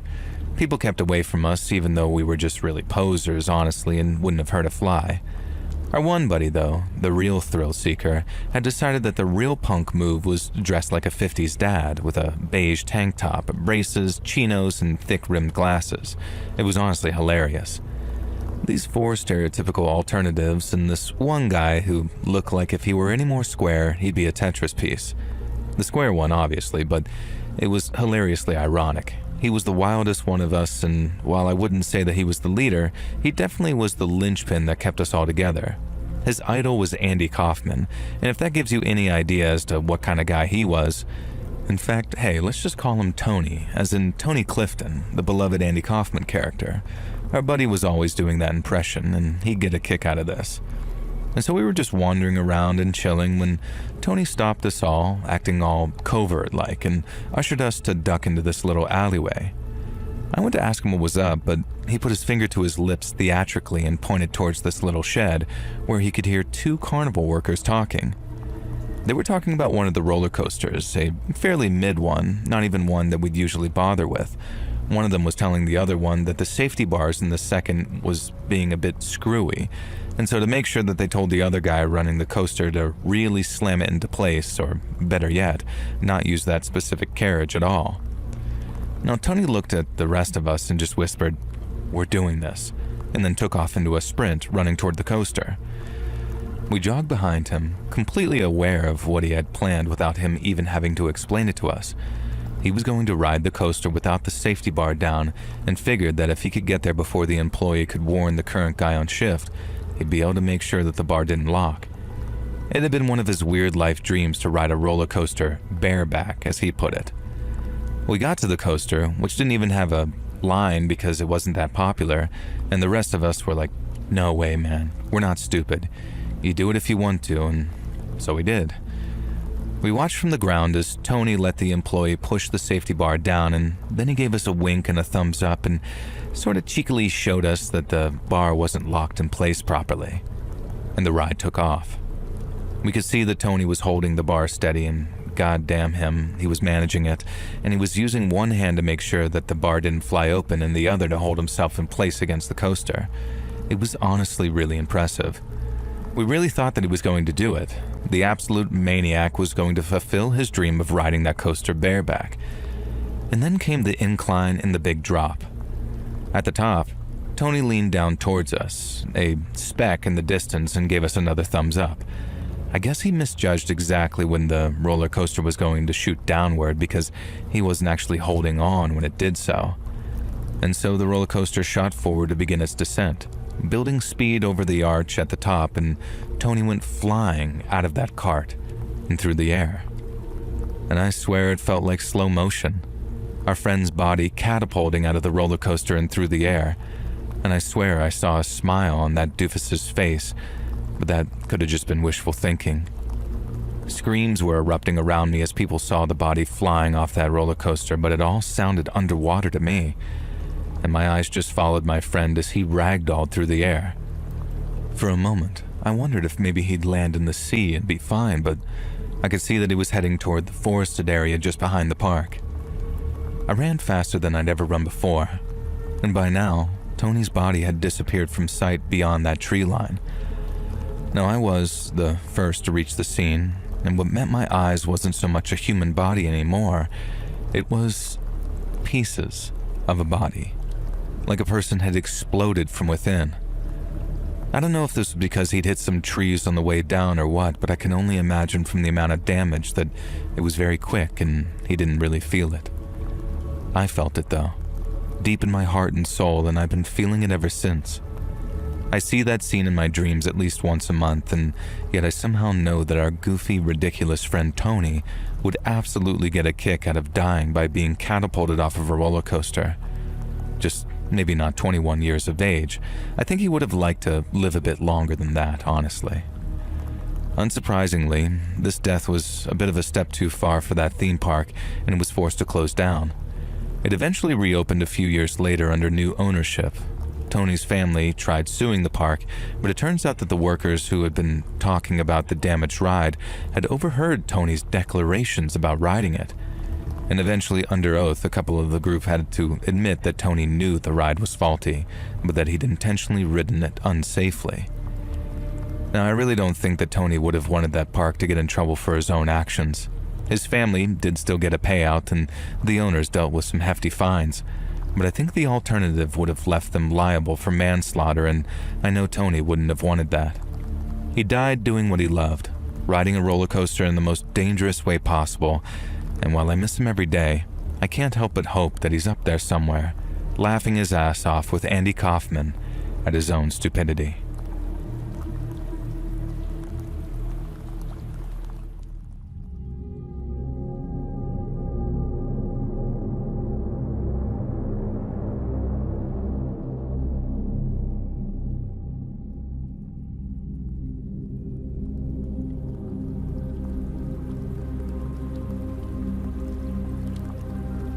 I grew up outside of Phoenix, Arizona. We lived rough, played rough, and we were poorer than dirt and had the survival instincts to prove it. Shortly after the events of this story, I joined the Marines, and it was the making of me. I'm a different man now, with lovely kids and even lovelier grandkids. My kids will agree it's fine. And back then, though, we were rough little bastards who thought nothing and no one could knock us off our pedestals. But I suppose we hadn't reckoned on any carnies. Now, I always say, if you ever want to meet men who live harder than you, play rougher than you, and show loyalty to a found family more than you ever will, then you have three options. Join the military, ride with a biker gang, or become a carny. Traveling carnival folk are like nothing else. They will literally kill for each other, and while their code of morals might differ from yours or mine, I respect and understand that. I most certainly did not when the Stanfolk family carnival pitched up in the Poddington's field just outside of our crap-hole little town. We saw the carnival as an excuse to go cause a bit of trouble, maybe pick a pocket or steal a purse or two, show what double-hard bastards we were on some of the rides to impress the chicks. And most importantly, we were absolutely determined to disprove the myth that carnival games were impossible to win. They were rigged, sure, but we were better. We'd clear them out, or so help them God, we'd make sure that they never conned another small town again. Now, this was all before we even went to the carnival, mind you, so we definitely didn't just roll up there that night in my buddy's pickup with the best of attitudes. It was me, two of my male buddies, and then my girlfriend and her friend, who my buddy Pete, the one who owned the truck, was trying to hook up with. Now, don't think that she was too interested, but that didn't stop him from trying. We tried a couple of rides, but mostly we were determined to look good to the girls and win some carny game prizes, so we got hopped up on churros and soda and headed to the games area. Now, the way it worked there was that there was a prize booth where you could exchange tickets for prizes. Each carnival game let you win tickets, and there were big signs saying win 20 tickets here and get 50 tickets there, so it looked like things were doable. Me and my girlfriend wandered over to the prizes tent first, and she set her eyes on this big, fat, plush octopus. She was absolutely in love with the damn thing. This big, green, chubby dude. Big as a St. Bernard. I can remember it perfectly. And it was only 100 tickets. Holy crap, I thought. That was like 2 or 3 major wins on the carnival games. Now first, I headed to the shooting range, where you had to shoot some moving metal ducks with these BB guns, and each downed duck was worth 1 ticket, and if you got 10, then you got a 10-ticket bonus. Firstly, I'm a good shot. I grew up dirt poor and with nothing to do, so shooting cans with an air rifle was an actual genuine pastime of mine. I spent $3 to get 30 shots, which was a decent amount of money back in the 70s, and I managed to down 10 total ducks. I was pretty furious because I had missed the first 4 or 5 shots due to the gun being incorrectly calibrated, a well-known carnival game trick. Now I knew this, and it still took me a while to adjust, and eventually, over the next 25 shots, I downed 10 ducks. The game attendant handed me 10 tickets with a wide-eyed look, like I'd somehow broken their all-time record. And then I say, "Hey buddy, I got 10 ducks though, aren't that 20 tickets?" And that's when he pointed out that tiny small print which stated that it had to be 10 ducks in a row and also within an individual clip. So you have to spend $1 and hit every target using the bullets from that dollar. Clearly some absolute BS designed to prevent you from basically ever getting the bonus tickets. Now next was the ring toss, and this was just straight up outright impossible. The rings were too small to fit over the boxes, another famous carny trick, and of course when you accuse them of that, they drop the ring over the box and show that no, it does fit. Yeah, it fits when you're dropping it from above, you person, but it's pretty much impossible to land a single target. The guy even gave me a free ticket for, in his words, sucking worse than anyone else he's ever seen play the game. I knew that he was trying to bait me into spending more or getting violent, but I wasn't having it. Instead, I gathered the boys together and sent them off to try winning these tickets. I could see my girl looking at me like, why am I with this loser? Or at least I felt that way at the time, and I was damn well gonna get those 100 tickets I needed. I had 11, it would be doable. And here's how it went down. My buddy, who was a star baseball pitcher, managed to get a measly 4 tickets from tossing baseballs at cans. The hook-a-duck was even worse, and we got 1 ticket from that. Throwing darts at playing cards, we did well at that, only to be told afterward that the rules stated that you have to hit them in numerical order for them to count. Sure, it was written there, but put it this way, my vision was strong enough that I passed the military entrance exam flawlessly, and there was no way that I could have read that sign. We tried the basketball game for a while, but it was obvious that the hoops were too small for the balls. Why we decided that we could beat the carnies at their own game, I have no idea. And at this point, we had 20 tickets, a fifth of what I needed for that octopus. Now, it was enough for a prize. We could have gotten a little toy Spider-Man or some doll or used the tickets for free rides. But no, I was determined to get my girl that freaking octopus, and I was about to run out of money. I made one last attempt. I persuaded my friend to take my girl elsewhere, and then went crawling to the prize tent and begged them to let me just buy the octopus from them. I had $20 left in my name for my paycheck, and that was meant to last for almost a month, and I offered them the entire $20. He told me that he'd been my age once, and he knew the value of impressing a chick, but his dad, who ran the carnival, would kick his ass if he sold it to me for $100, let alone $20. He was trying to be nice, I know he was, but I was an arrogant little crap, so what I did was turn, point at the Ferris wheel and yell, "Holy crap, that ride's on fire!" And the prize tent guy instinctively turned, just for a second, and I shoved him over, leaped the counter, grabbed the octopus, and then off I was running.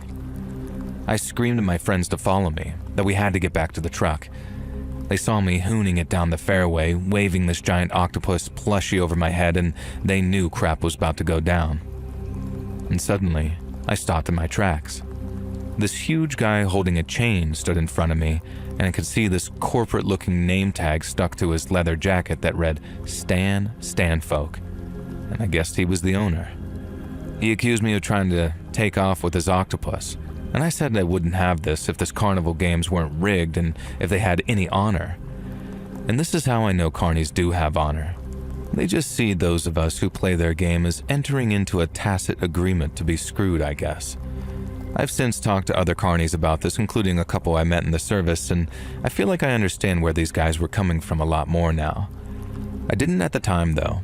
Stan Stanfolk was so incensed at me calling a spade that he told me he and his family were going to chain us up behind their bikes and drag us through our podunk little town until we were begging for our lives.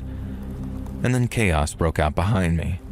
My buddies had taken it upon themselves to start smashing up the rig booths until whatever they could get their hands on, garbage cans, benches, baseball bats from one of the games, all sorts of stuff. Stanfolk and the carnies had no idea who to go after first. As he was momentarily distracted, I shoulder charged him and snatched the chain from him, and then I ran to the offending shooting gallery and slammed the chain down into the counter.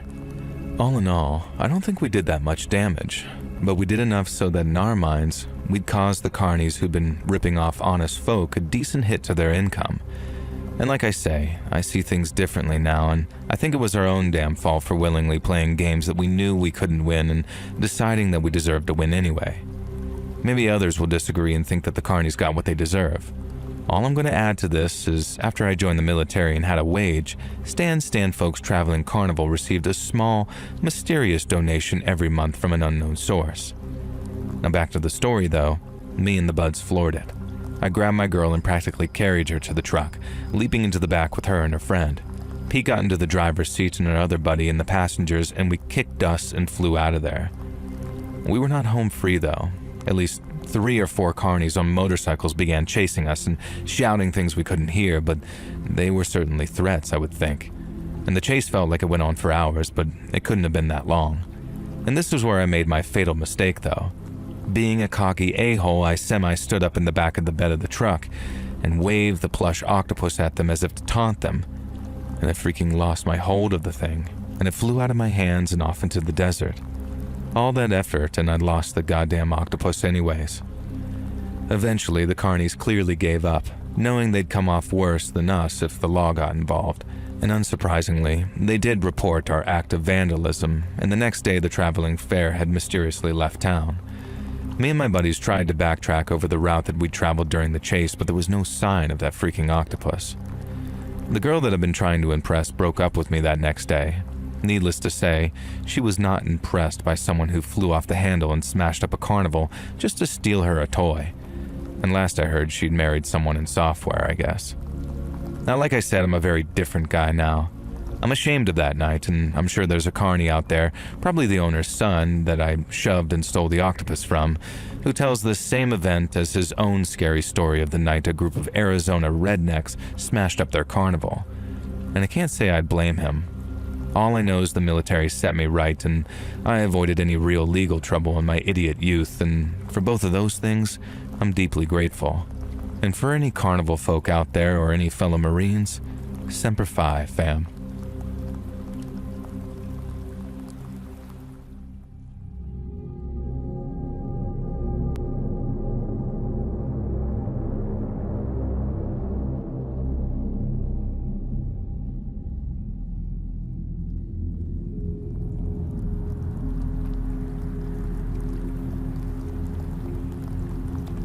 So this happened to my grandma, but she's given me permission to share it with you because I think it's a creepy story people should know. She narrated it to me, so I'm writing her words down, but I wanted to preface this so it makes sense why an 83-year-old woman is sending you a story. I mean, maybe you have a lot of 83-year-old female listeners, but I don't see them in the comments that often, so I assume not. Now anyways, I was a fine young filly in the 1960s. At least that's what the men folks said. So beautiful that I could win prizes, they said. And so I says to them, well, why can't I? Don't we have a state beauty pageant? My folks were against it at first, but as soon as I turned 18, they let me enter.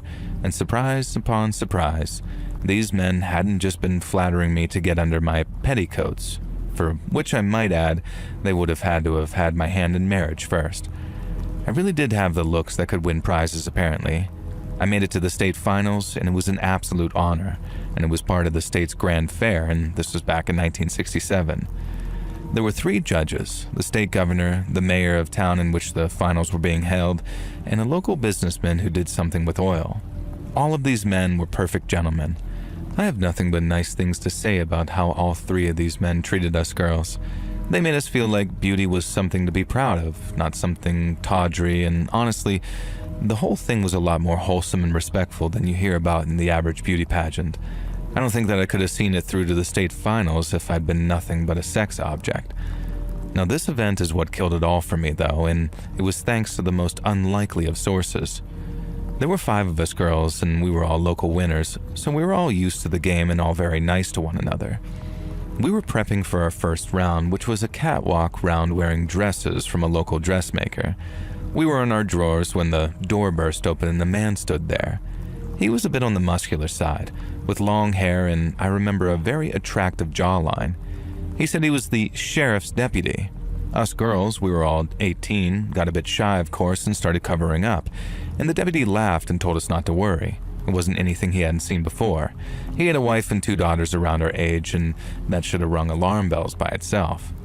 Anyway, He said a prowler had been seen in the area, trying to peer in through the dressing room window, which was a tiny little thing 8 feet high, and we'd certainly seen nobody peering in there. And so we uncomfortably put our dresses on while the deputy unashamedly and openly watched us. And over the next 3 months, he was there every time, watching us, undressing us with his eyes while we were forced to actually undress in front of him. And then finally, it's the swimsuit round, and of course, to change for this, we have to get fully naked. Surely the deputy wouldn't be there for that. But he was. One of the more outspoken girls told him that she wasn't comfortable with his presence, and he got a little angry. He whipped out his badge and asked her if she really wanted to risk her place in the competition, or even face obstruction of justice by posing as a problem. Now, of course, none of this really rang true, but we were in a rush for the final round of the competition. And after a quick whisper, what we did was this. One of us changed while the other 4 blocked her from view, and we repeated that 4 times. The deputy was clearly furious about this, but what could he actually do? He had no legal precedent to command us to show him our naked bodies. And so we performed the final stage of the competition. The girl who'd spoken out against the deputy actually won, and I came third, all of which I was thrilled about. And when we went back to change a final time, the deputy was thankfully gone, and we changed back into our regular clothes to mingle with the judges and audience. Now, a couple of us girls met the sheriff and mentioned the deputy being present the whole time, and he got very quiet. We pushed him on what was wrong, and he asked us if we were absolutely sure. Only, it was the deputy's first day, and he hadn't checked in for work. He was due to work security at the pageant, but he had certainly not been authorized to be present in our dressing room, and there had been no reports of a prowler. He asked us to describe the deputy, and we did, and the sheriff went pale and said that didn't sound anything like the new deputy, who was his nephew, a pretty large red-headed guy. Later, they found the deputy. He stumbled in from the wilderness, his ankles and wrists tied together, wearing only a vest and his undergarments. He'd been knocked unconscious, stripped, and had his uniform and firearm stolen. And the firearm was later found discarded in the garbage bin near the hall where the pageant was held. Now, one final twist to the story, and this is the part that I can't be sure about. By 1978, I had a family and a husband, and at this point a young son. My husband and I were watching an episode of a favorite show of ours when I suddenly pointed at the screen and yelled, "That's him!" My husband asked who, and I said that I was sure as shells were shells that one of the contestants on this game show was the fake deputy from the beauty pageant terror. My husband laughed about this, and so did I. Realistically, what chance was there that a guy who knocked out a sheriff's deputy and then faked being him just to creep on women in the 60s was a contestant on the dating game on the 13th of September 1978? And like I said, I can't be sure. But all I'll say is that when I identified him, all I believed I was looking at was a contestant on the dating game, a contestant they introduced as Rodney Alcala. Now, the more I think about it as time goes on, I do think the creep who perved on me just looked like him, but there's still a chance, a terrifying chance, that the fake deputy we met was the dating game killer.